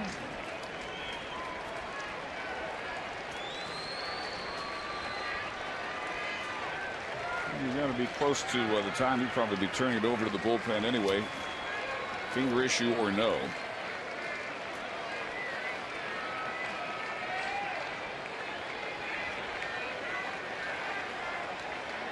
I think this is the time of year, if you have a well-rested bullpen and you have confidence in your bullpen, that you might not push the starting pitcher to throw those 10 or 15 extra pitches like you do early in the year. You've got extra guys out in the bullpen. The key guys are well rested, and you want CJ to stay strong through the end of the season, where he'll be pitching on his regular turn every time, hopefully into the postseason. If you can save him 10 or 15 pitches in a game you've got a nice lead in with a good bullpen, probably would do that in September, whereas April and May, you're thinking about September and trying to save the bullpen and pushing your starters a little bit more than you might right now, depending on the score of the game.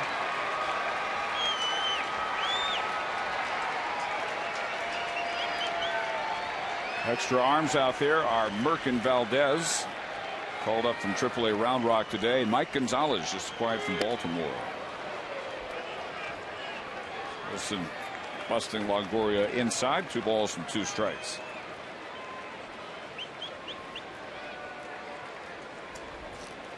And we talked about Mike Gonzalez in the pregame show, going extremely well in lefty-lefty matchups, and overall as well, but especially dominating left-handed batters of late.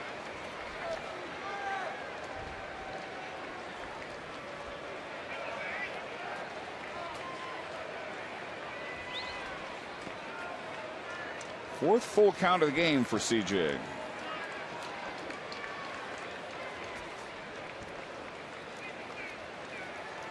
On the last one, his perfect game ended with the Kochman infield hit leading off the last inning.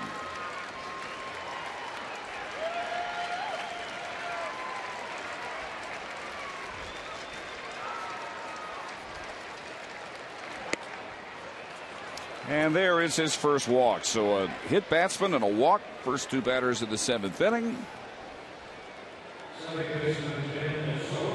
Wahara has thrown long enough to be ready, you would think. First, though, visit by Mike Maddox. And let's go back and check in with Rick Renner in our studio with the game break.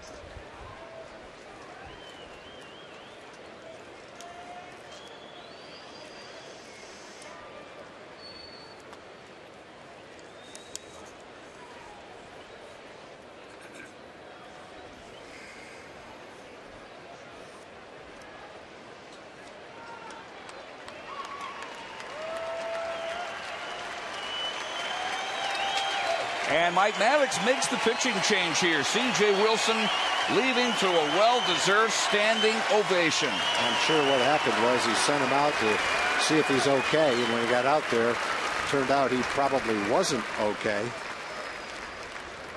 And that was Mike's mark.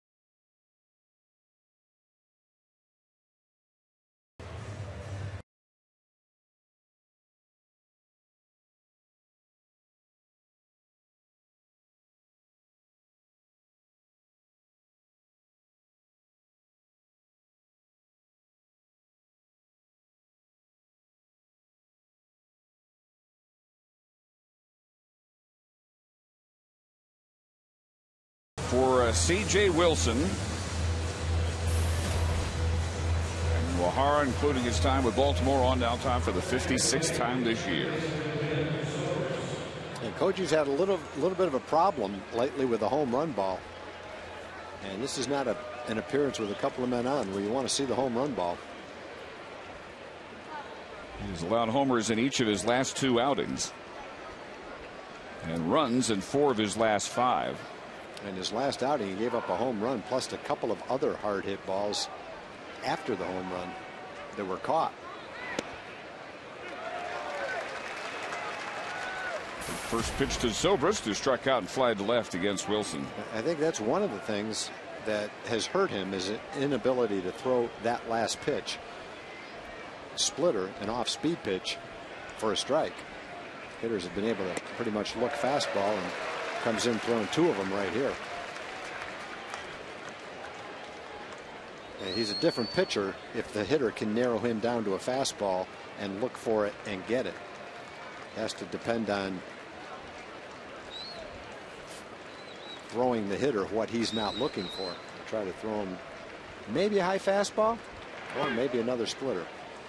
A lot of times Torrealba will put that target up high just in case, with peripheral vision, the catcher can see it, the hitter can see it, so that he might anticipate, oh, if he's throwing it up there, it's going to be a fastball. And a lot of times it's not.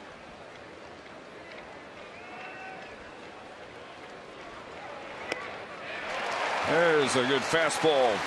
And a strikeout of Zobrist for the first out here in the 7th. An entirely different situation when the hitter is not anticipating your fastball. This is an 89-mile-an-hour fastball. He threw it by him like it was a 95-mile-an-hour fastball because the first 3 pitches he threw were splitters, slower pitches.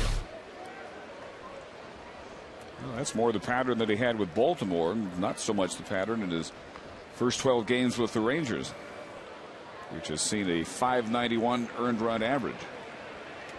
Upton has flied to left. Hamilton made a nice diving catch. Last time up, he struck out. You don't need to ask for help. That pitch was in the strike zone, it looked like.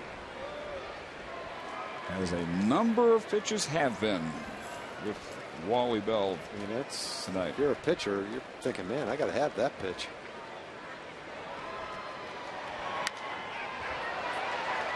Pretty much the same pitch, a little lower though.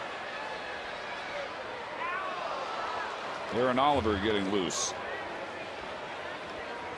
The original lineup against C.J. Wilson had Zobrist, the switch hitter, and the only left-handed batter, Casey Kochman. Well, right now the Rays have Johnny Damon, Matt Joyce, left-hand hitters on the bench if Joe Madden chooses to pinch hit.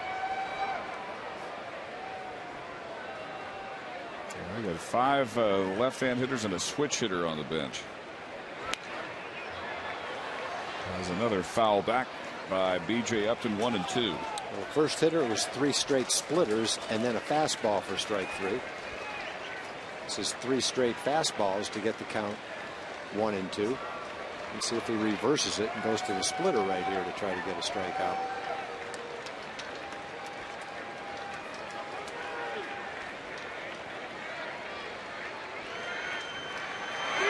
Nope, all fastballs. Good location with them, though. They're all away. Not anything that Upton can really get inside part of the plate, middle of the plate, and turn on. Upton has pretty good power. He's hit 18 home runs.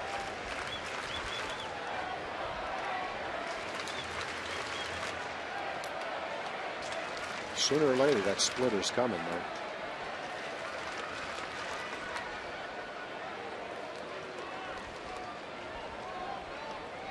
Rangers head to Boston after this game. Red Sox leading the Yankees 2-1, top of the 7th inning. It's a game that started an hour before our game, and they're at the exact same spot. Maybe headed toward another 4-hour extravaganza between those two. Some of the players even starting to say the length of their games is just getting ridiculous. Mark Teixeira, the most recent. Well, the only one that can do anything about it, evidently, is the players themselves. And there's the splitter for strike 3. Sooner or later it was coming. He had a shot at some fastballs away. All he could do was foul him off and then had to contend with a splitter.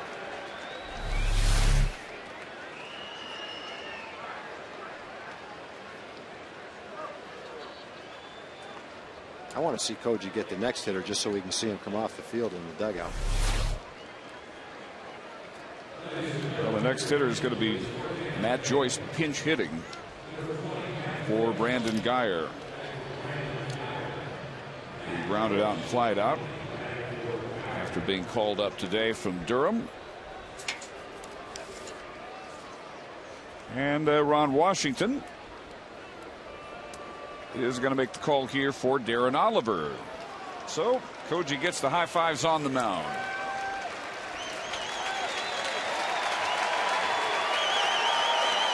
Faced two batters, struck both out.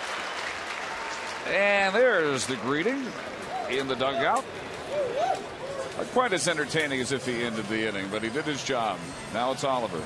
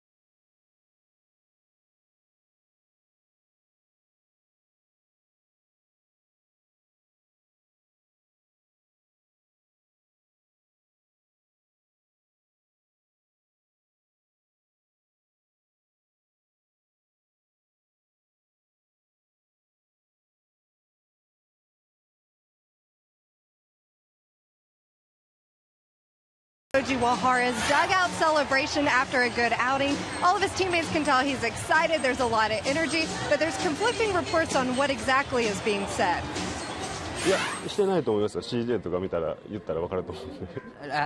I'm sure if you ask my teammates, they'll say they don't even know what I'm talking about. It's very hard to describe because he's so energetic. He really gets into it. I mean, fist pumps, everything. So it's very interesting. But he does, of all things, he speaks English when he does it. Koji has said that he's trying to get acclimated to the heat and get to know his teammates, but it's nice to see that kind of an excitement from a relatively new addition. Back to you guys. Oh, it sure is. Definitely adds to the entertainment factor. You almost get the feeling Koji's not sure exactly what he's saying. He's just spouting out some English words that he's heard. Here is Oliver and the pinch hitter Matt Joyce. For all he knows, he might be screaming, "What time is it?" It's Koji time.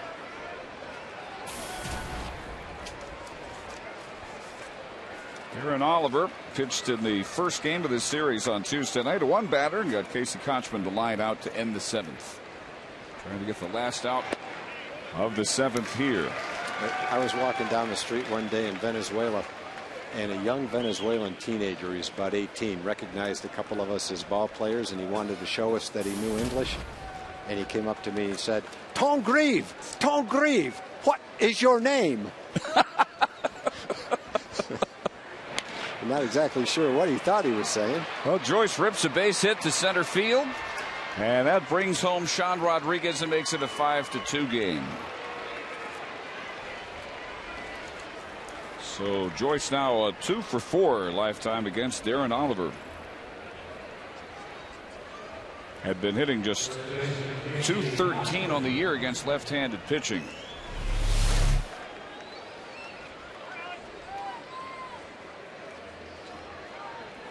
Probably not the spot Darren was trying to hit with that pitch. Only the third Tampa Bay base hit, but 2 have brought in runs. And here's Kochman, who had their first hit. Infield single, leading off the 6th after C.J. Wilson had gotten through 5 perfect.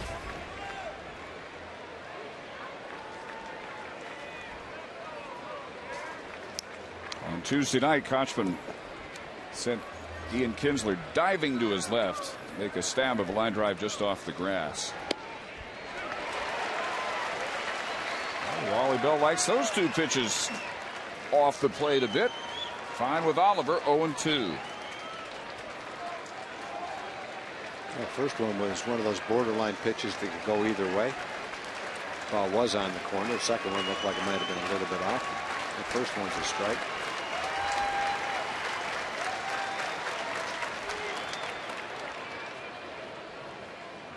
Alba, a nice stop. Kochman representing all of a sudden the potential tying run at the plate here, as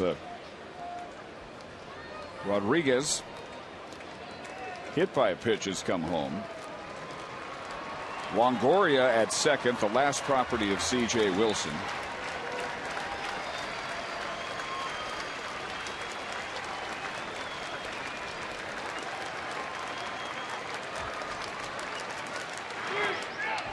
Did he go around? No, says John Hirschbeck. And it's 2-2. Big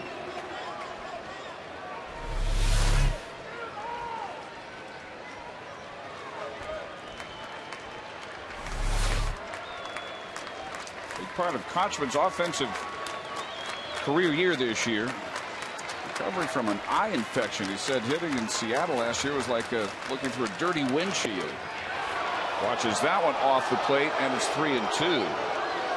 As this year, he's about 60 points above his career average. He's 5th in the league.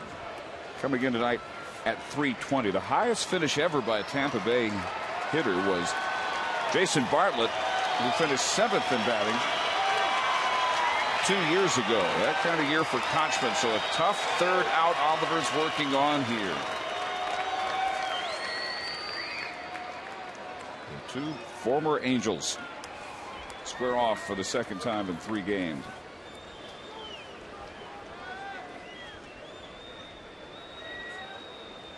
Justin Ruggiano would be next.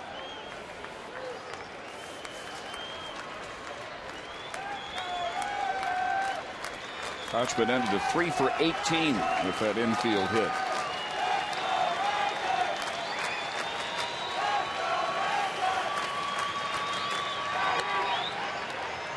This one hugs the line and then goes foul.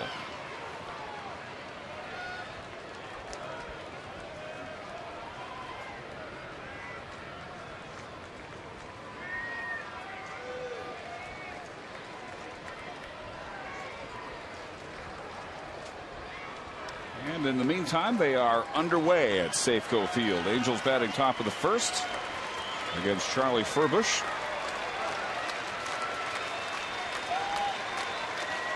3.5 behind the Rangers. For the 3rd straight day, Rangers trying to put some pressure on it by winning tonight, winning this series.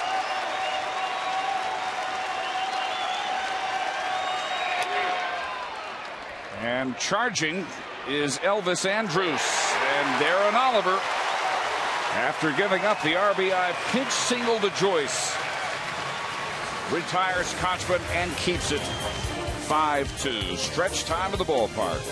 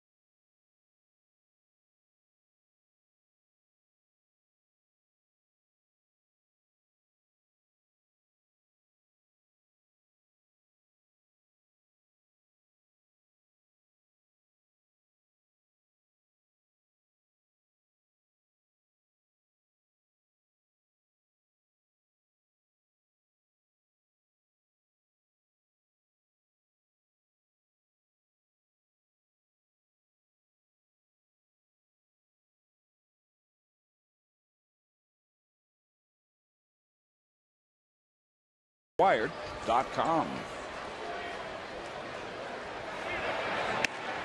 Cesar Ramos on for his second inning in relief of Jeff Neiman. And he starts Endy Chavez with a strike. Endy an RBI triple in the Rangers' 3-run second.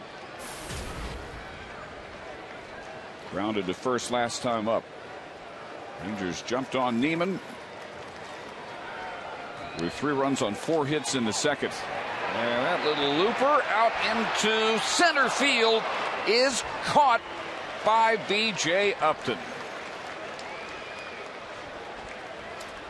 Good jump by Upton. Excellent speed. Terrific athlete. Kind of play you're not surprised to see him make. Mike McTighe especially happy to see him make that play. Mike's a big Rays fan. At least on that play he was. Well, take care of Cesar Ramos, who retires all 4 batters he faces.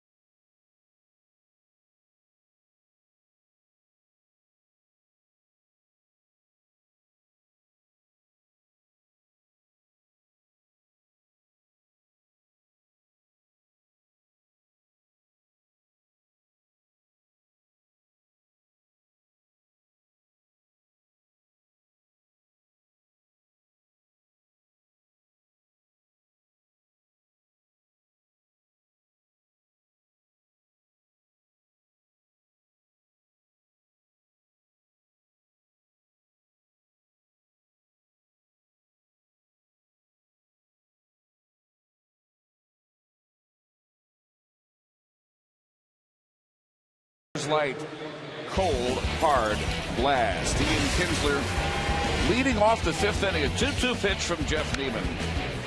And 358 feet later, he had his 22nd home run of the year. The Rangers had a 4-0 lead, which would go to 5-0 3 batters later on a home run by Michael Young. Brandon Gomes working for the 3rd time in the last 5 games.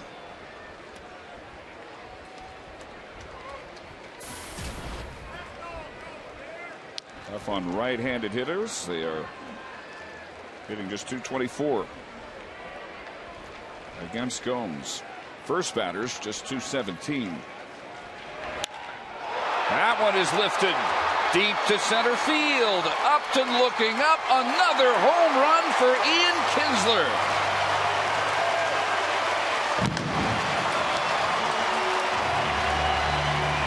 Well, he grooved that fastball and Ian launched it. I'd say the majority of Ian's home runs go to left field. But he hit that one almost exactly like Michael Young hit his home run to center field. Nice to get that extra run on the board.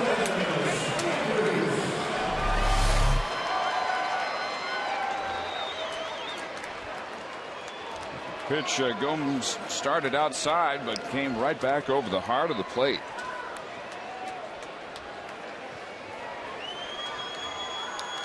And 410 feet out onto Greens Hill. Ian's second of the night, 23rd of the year.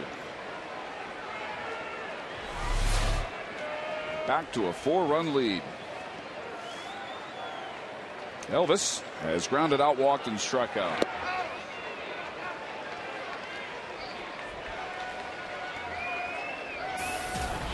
This is the fourth 2-home run game this year by Ian Kinsler.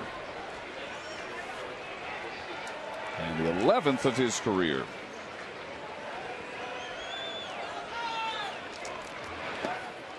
Ian was 0 for 9 in the series until these last 2 blasts.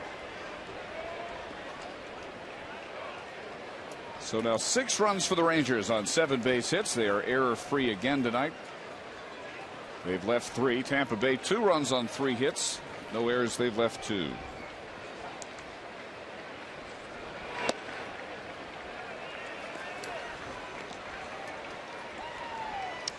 Mike Adams getting ready for the 8th.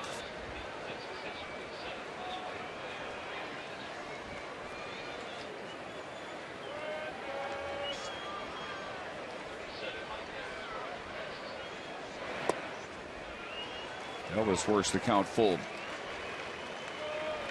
This is not a night with the normal jet stream. Wind is coming in from left center field. Usually when they're flying out, it's coming in from right center.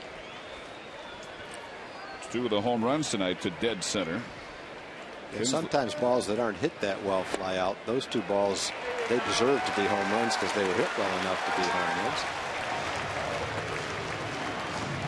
So Elvis works his 2nd walk.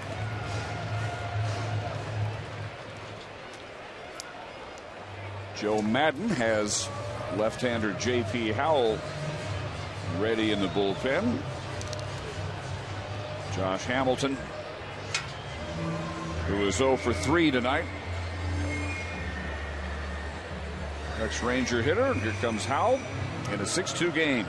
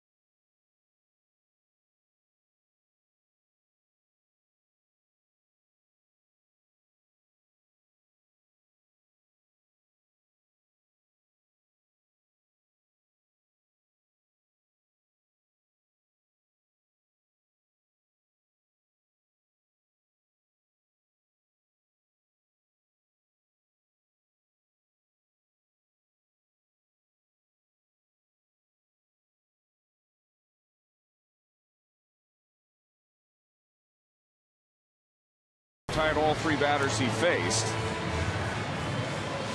but has had his difficulties with Hamilton. Josh 2 for 6 with a home run in their previous matchups.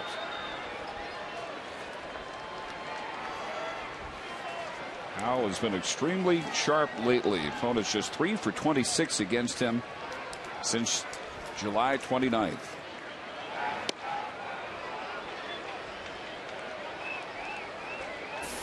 Josh has grounded out to 2nd and 1st and struck out. The last of the 2 strikeouts by Jeff Neiman in his 5 innings.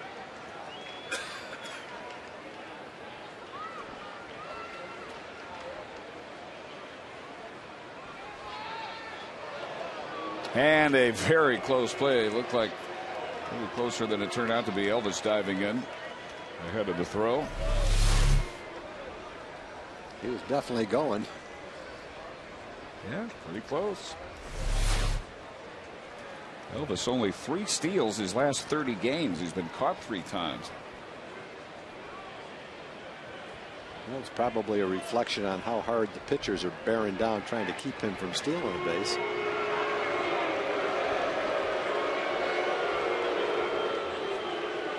He has 33. The Angels already have 3. Top of the first home run by Torrey Hunter off Charlie Furbush. Seattle now batting bottom of the first.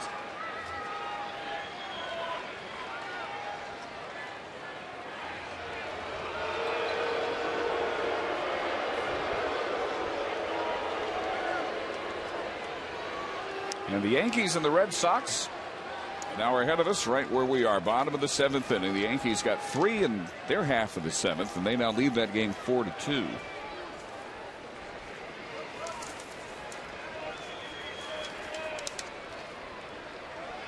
New York a game and a half behind Boston in the East.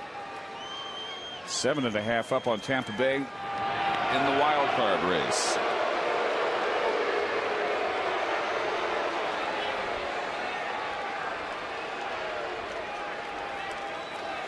Joe Madden will have some head-to-head matchups coming up, though. 13 games left against Boston and New York.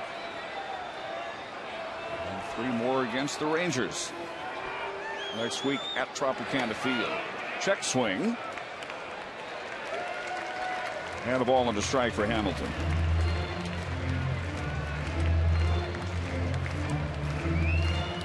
For the Rangers, they have only 9 home games left after tonight. 6 on the road coming up, and then 3 with Oakland, 3 with Cleveland, 3 with Seattle. That's it for the regular season. 15 road games left.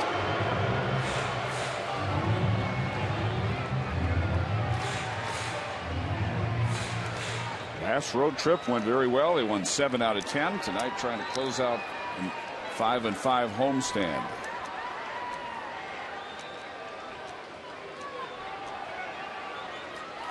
Trip begins tomorrow night at Fenway. Derek Holland against Andrew Miller, who was very impressive in winning the 4th game of the series, beginning of his homestand here.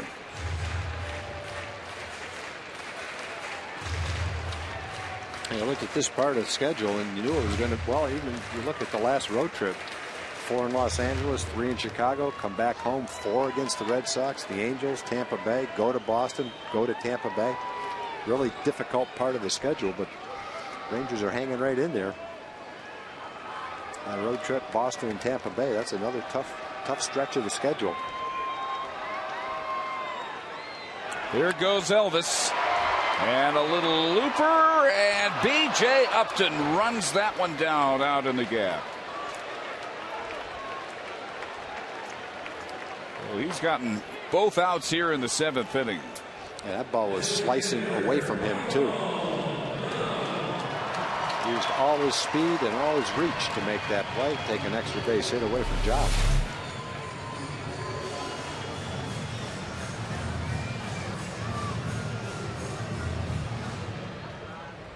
He's got some offensive, mostly detractors, but defensively showing you what he is capable of out in center field. And Elvis racing back to first, so 2 outs, and here is Michael Young. Last pitch he saw, he hit 407 feet out onto the hill after grounding out his first 2 trips against Neiman.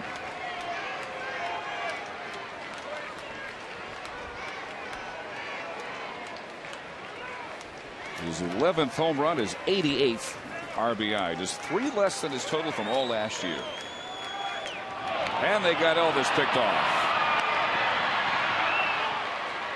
Kochman to Zobrist to leave Michael standing at the plate. He'll lead off the 8th. It's 6-2.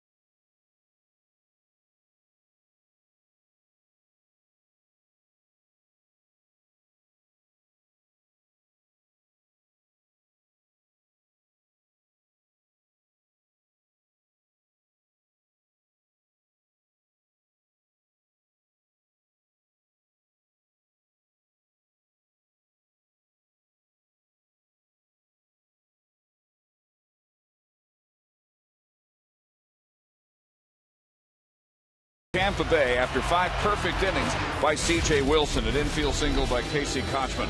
Home runs tonight. Ian Kinsler and Michael Young in the 5th. Ian again in the 7th. 4th 2-homer game of the year for Kinsler. Rangers got 3 on 4 hits in the 2nd off Jeff Neiman.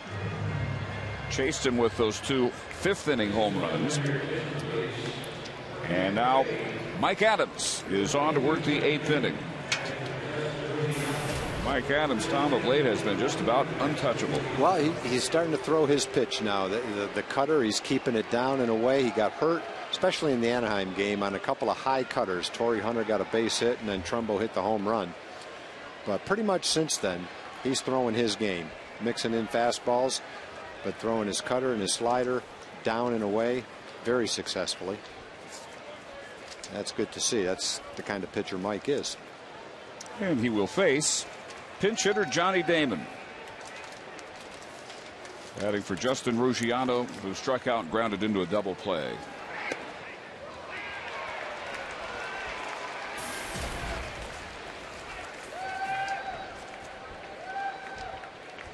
Adams coming right after people. That slider fastball combination. 6 straight scoreless innings. 17 of the last 19 batters he has retired. There's a cutter. That's right where he likes to throw it, right in on the fist. There's just, you swing at it, there's not much you can do with it except get jammed.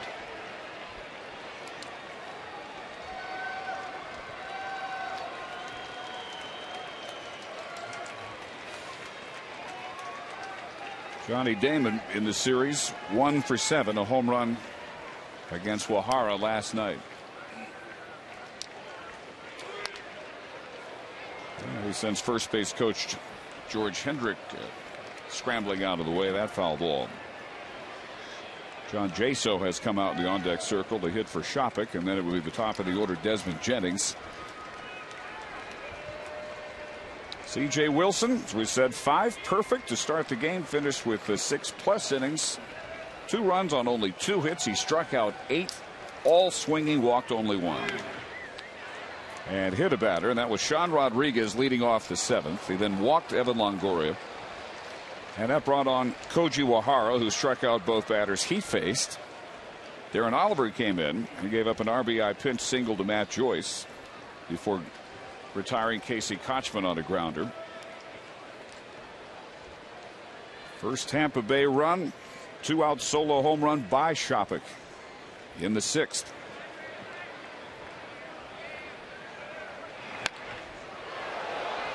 And he rips another foul ball.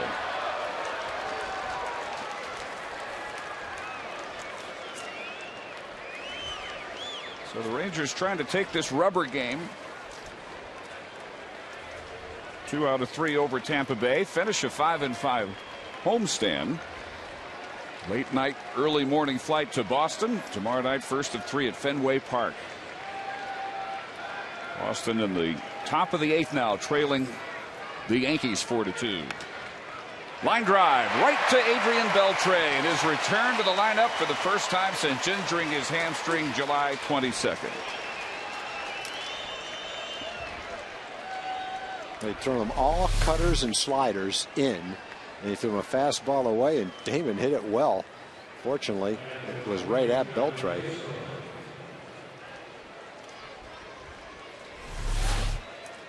Adrian at the plate, singled in his first appearance and scored the first Ranger run. Back in the 2nd inning. So here is Jaso.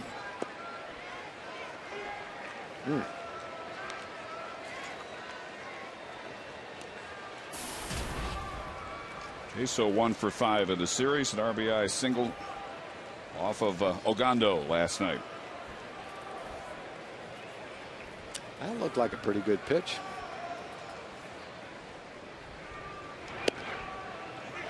Go figure. Even. That's okay. Go figure. That's okay. It's even. 6-1 for Wally Bell. The hitter was glad on one. He was mad on the other. Same with the pitcher. Counts 1-1, just what it should be, according to our Fox tracks. That's the only ball in the first 8 pitches thrown by Adams. That first pitch. Bell likes that one too, and it's 1-2. Gotta have his own strike zone tonight.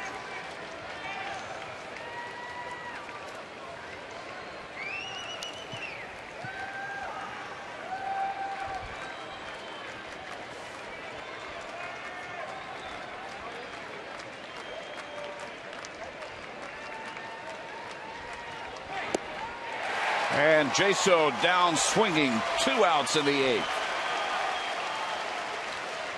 Let's check in with Jim Knotts. All right, Dave, time for the Ranger fan of the game. It has to be this guy, Taylor. Comes all the way from Fort Worth. It's his birthday. Coming with some great sides. Big-time Ranger fan. And I love the glove right here and the arrow pointing that. Here's the hat. Congratulations, Taylor. What do you have to say? Well, I don't respond to Rangers, but I need another home run right here. Let's wait for the Rangers to get back up. Hold it up there. There we go. All right, way to go, Taylor. Well, these LSU fans, man, golly. When there are LSU fans in the stands, you generally know where they are. Well, Jim found him, or they found him. They found him, probably. It has not been much of a series at all for Desmond Jennings. 0 for 3, 2 strikeouts tonight, 0 for 10 against Ranger pitching. Oregon fans also easy to find, not because they're loud vocally, but because they're such loud dressers. All the various combinations they get. For me, the dead giveaway was the O-R-E-G-O-N on the shirt. That's what gave it away for me. Can't get anything past you. No. Well, they will play Saturday night at Cowboy Stadium down the street. Two of the top 4 teams in the preseason polls. Get here a couple days early. And smart enough to take in some Ranger baseball while they're here.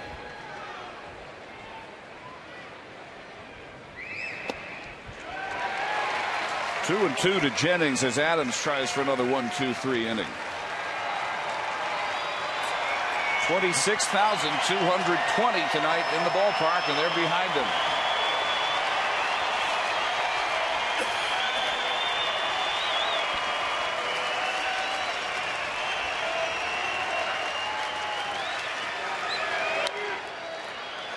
Pop up, chased into short right by Kinsler.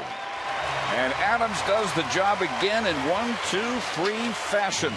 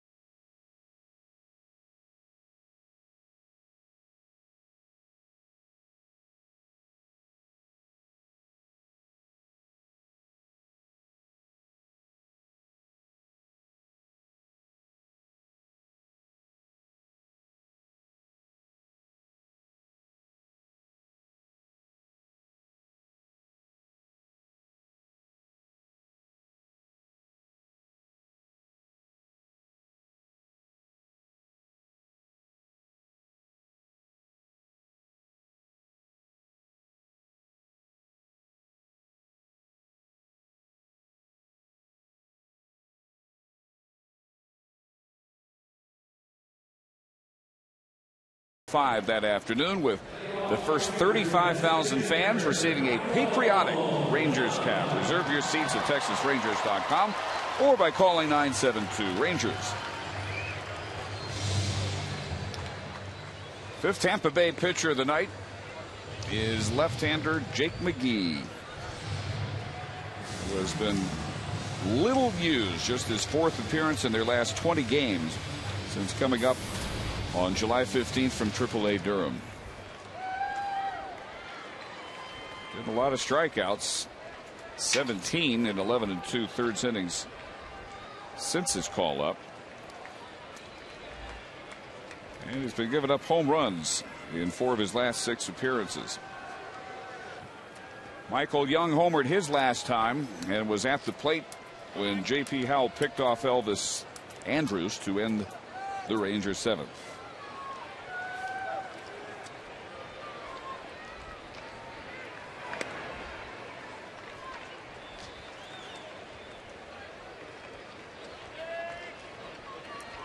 Jake McGee, part of the 2004 Tampa Bay draft.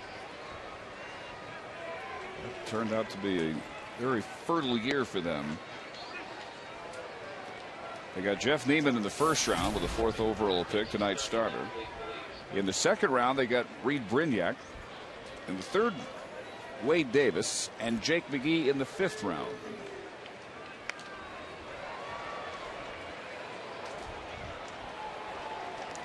John Jaso staying in the game to catch after replacing Shopik. Neftali Feliz getting ready for the 9th.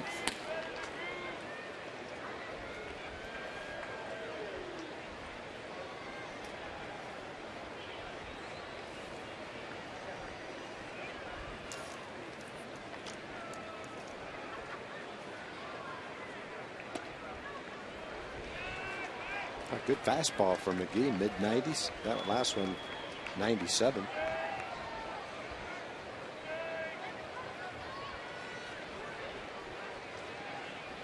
Does a little bit like Matt Thornton for the White Sox. Similar type delivery, similar type velocity on his fastball.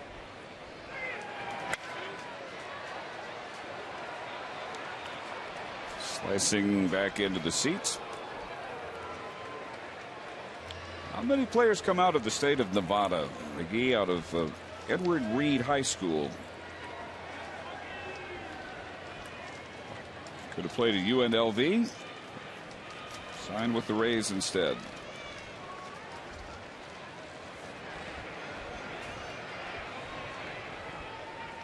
Grew up in the Reno area. And a full count now for Young. Jeff Neiman, the starter, 6-0 in his last 8 road starts. His only road loss this year, his 2nd start of the season back on April 10th at Chicago. On the hook to lose this one and fall to 9-6. Right field, Joyce back just a few steps.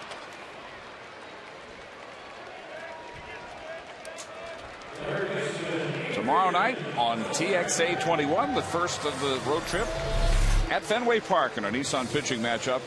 We'll have Derek Holland matched up against Andrew Miller. Both pitched very well in their last outings. Derek beating the Angels on Friday. Very big start after the Red Sox and Miller had won 3 out of 4. 6 2/3, allowed only 1 run on 8 base hits. Got that series off to a good start. Here's Adrian Beltre in his return off the DL today. He singled and scored the first Ranger run out of the 3 they got in the 2nd off Neiman. Since then, he's popped to 3rd and grounded to 2nd. And has had a really quiet night in the field.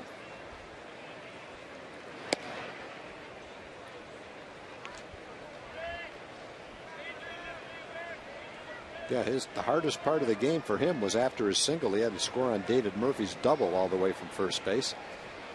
Right off the bat. Obviously, he passed that test, still in the ball game, still doing his little dance on the inside fastballs. C.J. Wilson tonight went 6 innings plus 2 batters. Perfect for the first 5. 2 runs, 2 hits, 8 strikeouts, a walk, 88 pitches. Well hit to right field. Joyce at the wall, leaps and brings that one down. What a catch to rob Adrian Beltre. The fans had no idea if he caught it or not. I think they thought it was gone. Nice hand for Joyce, who went up as high as he could possibly go to get that one.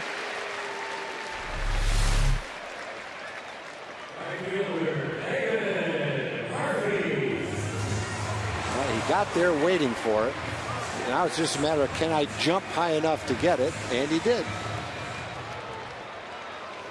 You wonder why fences are the height they are in modern ballparks. That's why, so we can see plays made like that.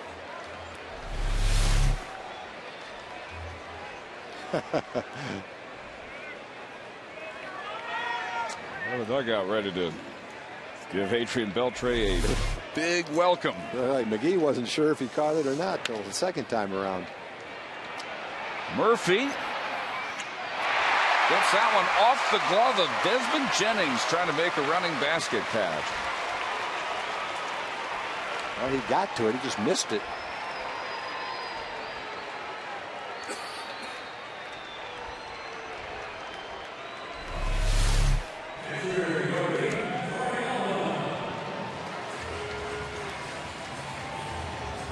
Took his eye off. What had happened exactly? Didn't appear to. No, he just missed it.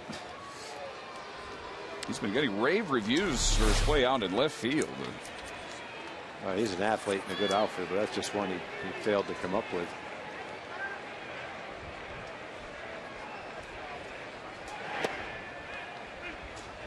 And that is going to go as an error on Jennings, so Murphy reaches on the E7. Yeah, long way to go, but ball was above his knee when he missed it.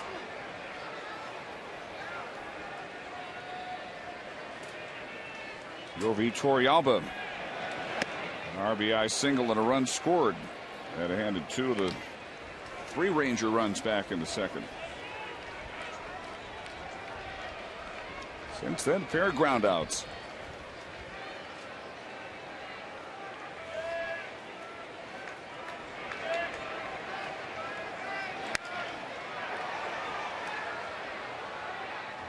Errors committed by Tampa Bay are few and far between. They're tied with Philadelphia beginning play today for the best team fielding percentage in the majors.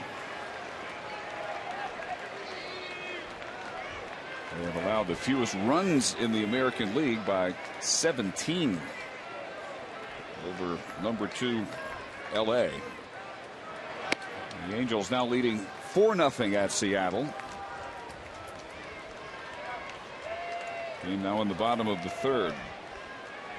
Torrey Hunter, a first inning home run to get him started against Charlie Furbush, and Howie Kendrick has just hit another one. What a home run tear he remains on. Hunter's 19th, Kendrick's 15th.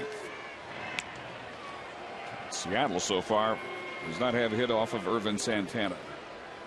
Well, when the Angels go in there for 4 games and split, I think you have to, if you're a Ranger fan, be pretty happy with the way that the Mariners played him.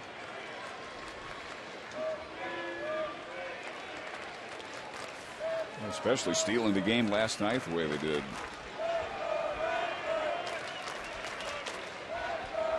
There goes Murphy. And in and out of the mid of Jaso.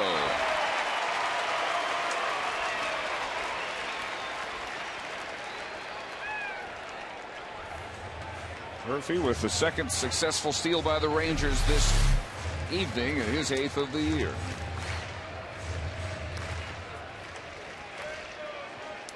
So scoring position with 2 outs and a 2-2 count.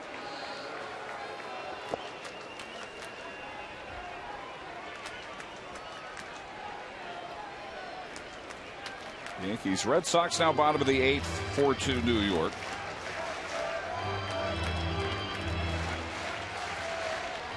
Finals from today. Kansas City won at Detroit 11-8. Oakland shut out Cleveland 7-0 behind Gio Gonzalez, and Toronto over Baltimore 8-6. And a grounder up the middle for Torrealba. Murphy getting himself into scoring position. Comes home, and it's 7-2.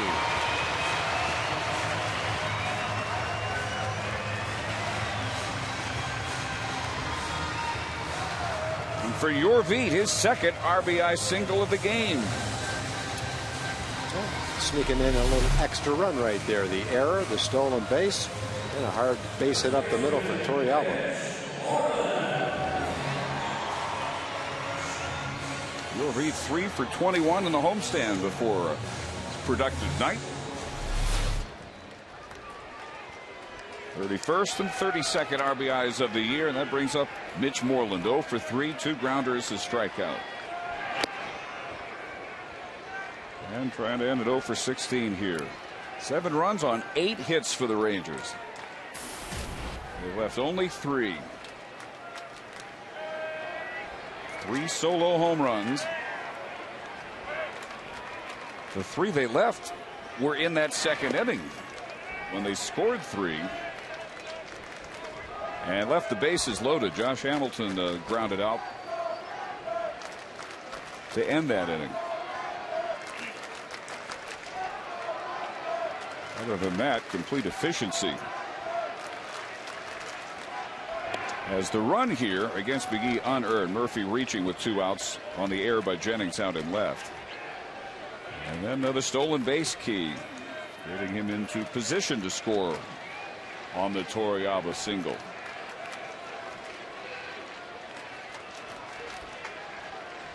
The 23rd pitch of the inning by McGee. A line drive caught shoot top high by Sean Rodriguez. So an insurance run, an unearned one for the Rangers in the 8th. Last chance.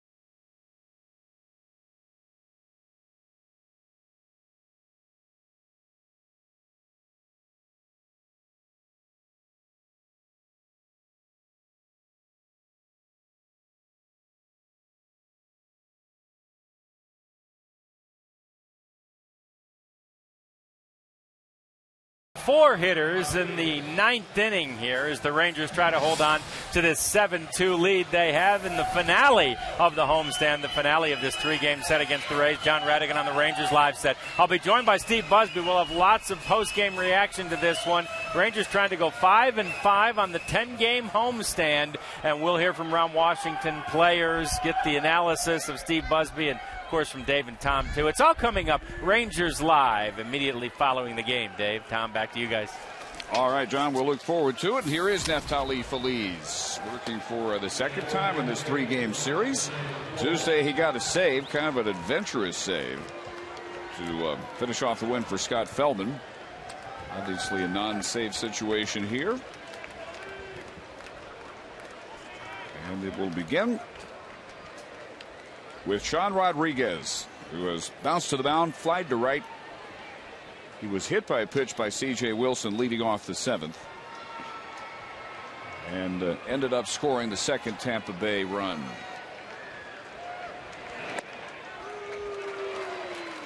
And now Rodriguez lifted here for pinch hitter Sam Fuld.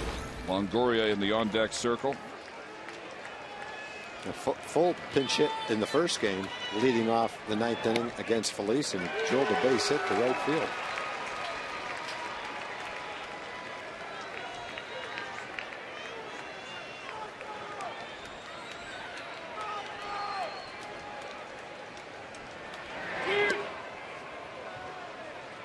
Feliz, 10 1/3 scoreless innings, 4 saves, 11 strikeouts over his last 11 appearances.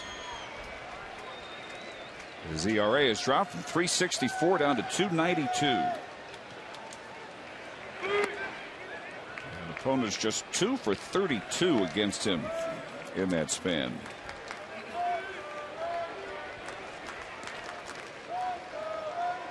Pulled one of those 2 hits.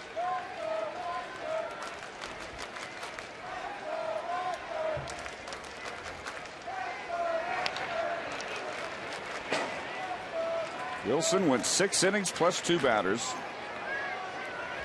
2 runs, only 2 hits on 88 pitches. 3 outs away from improving his record to 14-6. Wahara came in, retired the 2 batters he faced in the 7th, both on strikeouts. Chopper here comes down to Feliz, and he waits to put the tag on Fuld, and there's 1 out in the Tampa Bay ninth.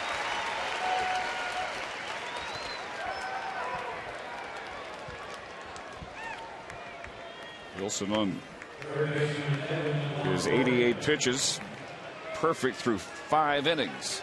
Second Ranger this year to retire the first 15 batters he faced. I hope CJ's finger's okay. Judging by his body language, it's okay.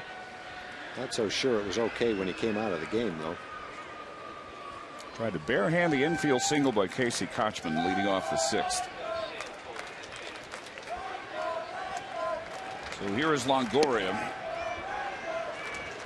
who has struck out twice and walked. The only walk issued by Wilson, and that was the last batter he faced in the 7th. 1 for 10 of the series.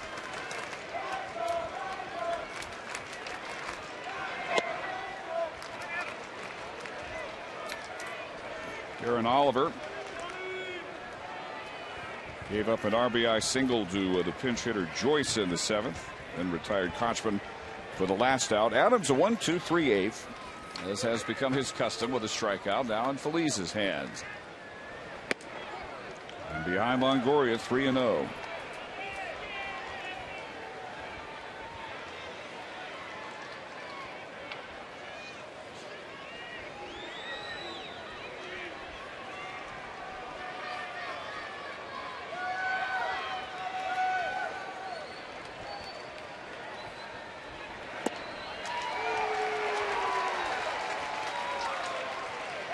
Seattle has come up with 3 runs at the bottom of the 3rd. That's now 4-3 Angels. Seattle is still batting in the 3rd. Ball 4. Longoria works his second walk. I'm sure Ron Washington, what he's thinking right now is he wants Feliz to throw no more than 12 or 13 pitches this inning. You know, you want him well rested for the series against the Red Sox. You've got a 5-run lead right here. Last thing you want to do is see your closer go out there for the 9th inning and throw 27 or 28 pitches. Hopefully it won't get to that point. Maybe Zobrist will hit into a double play right here and make everybody happy. Weak wave there. Zobrist has struck out twice tonight, flied to left. 1 for his last 14.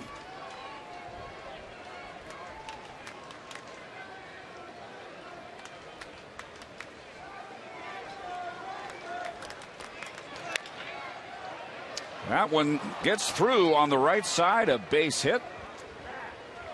And Feliz allows 2 base runners among the first 3 batters he faces here in the 9th. And now it'll be B.J. Upton.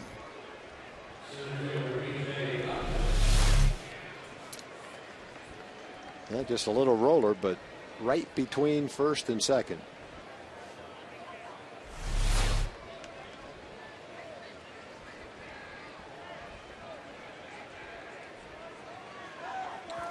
Upton also 2 strikeouts. A fly to left. But with power, 18 home runs.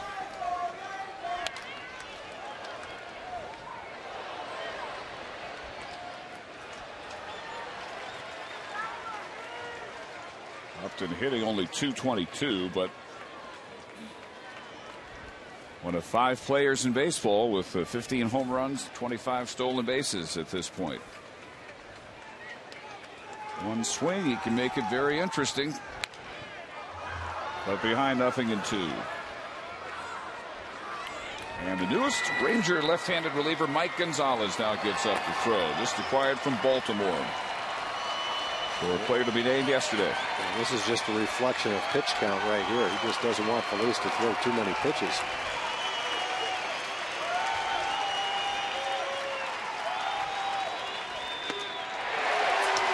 Upton strikes out for the 3rd straight time.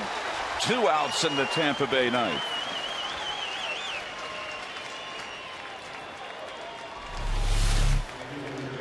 I think Ron was probably borderline with a 4-run lead whether or not he would bring Feliz in.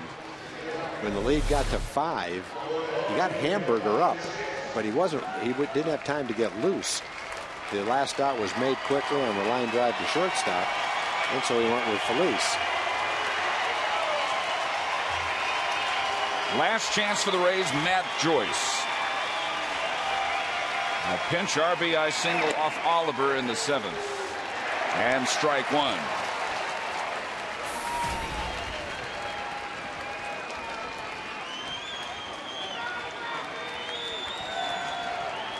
Longoria at second. Zobrist at first. Feliz's 18th pitch.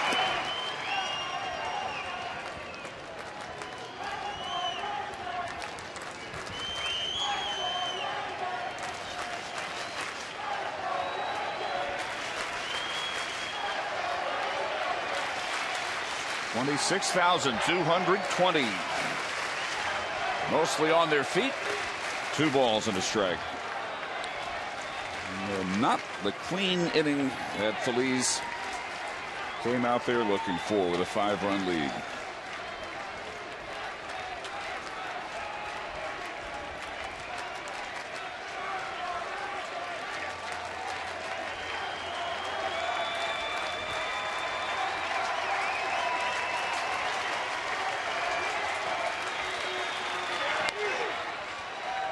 Now down to their last strike.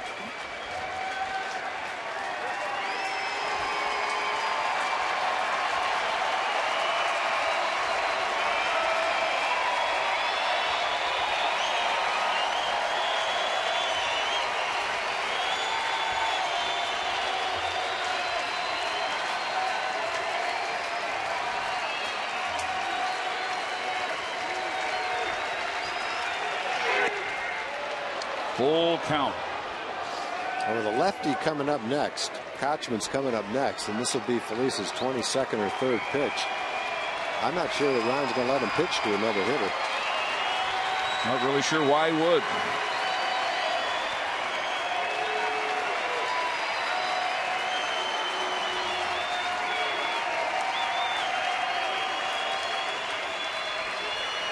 Runners moving. Check swing. Kinsler, bare hands, throws and gets him.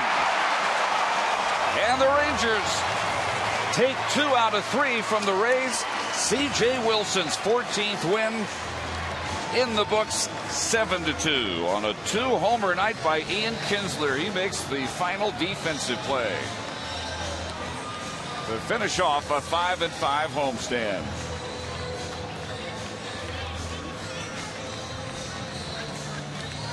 A little adventurous again for Feliz, but he gets the job done.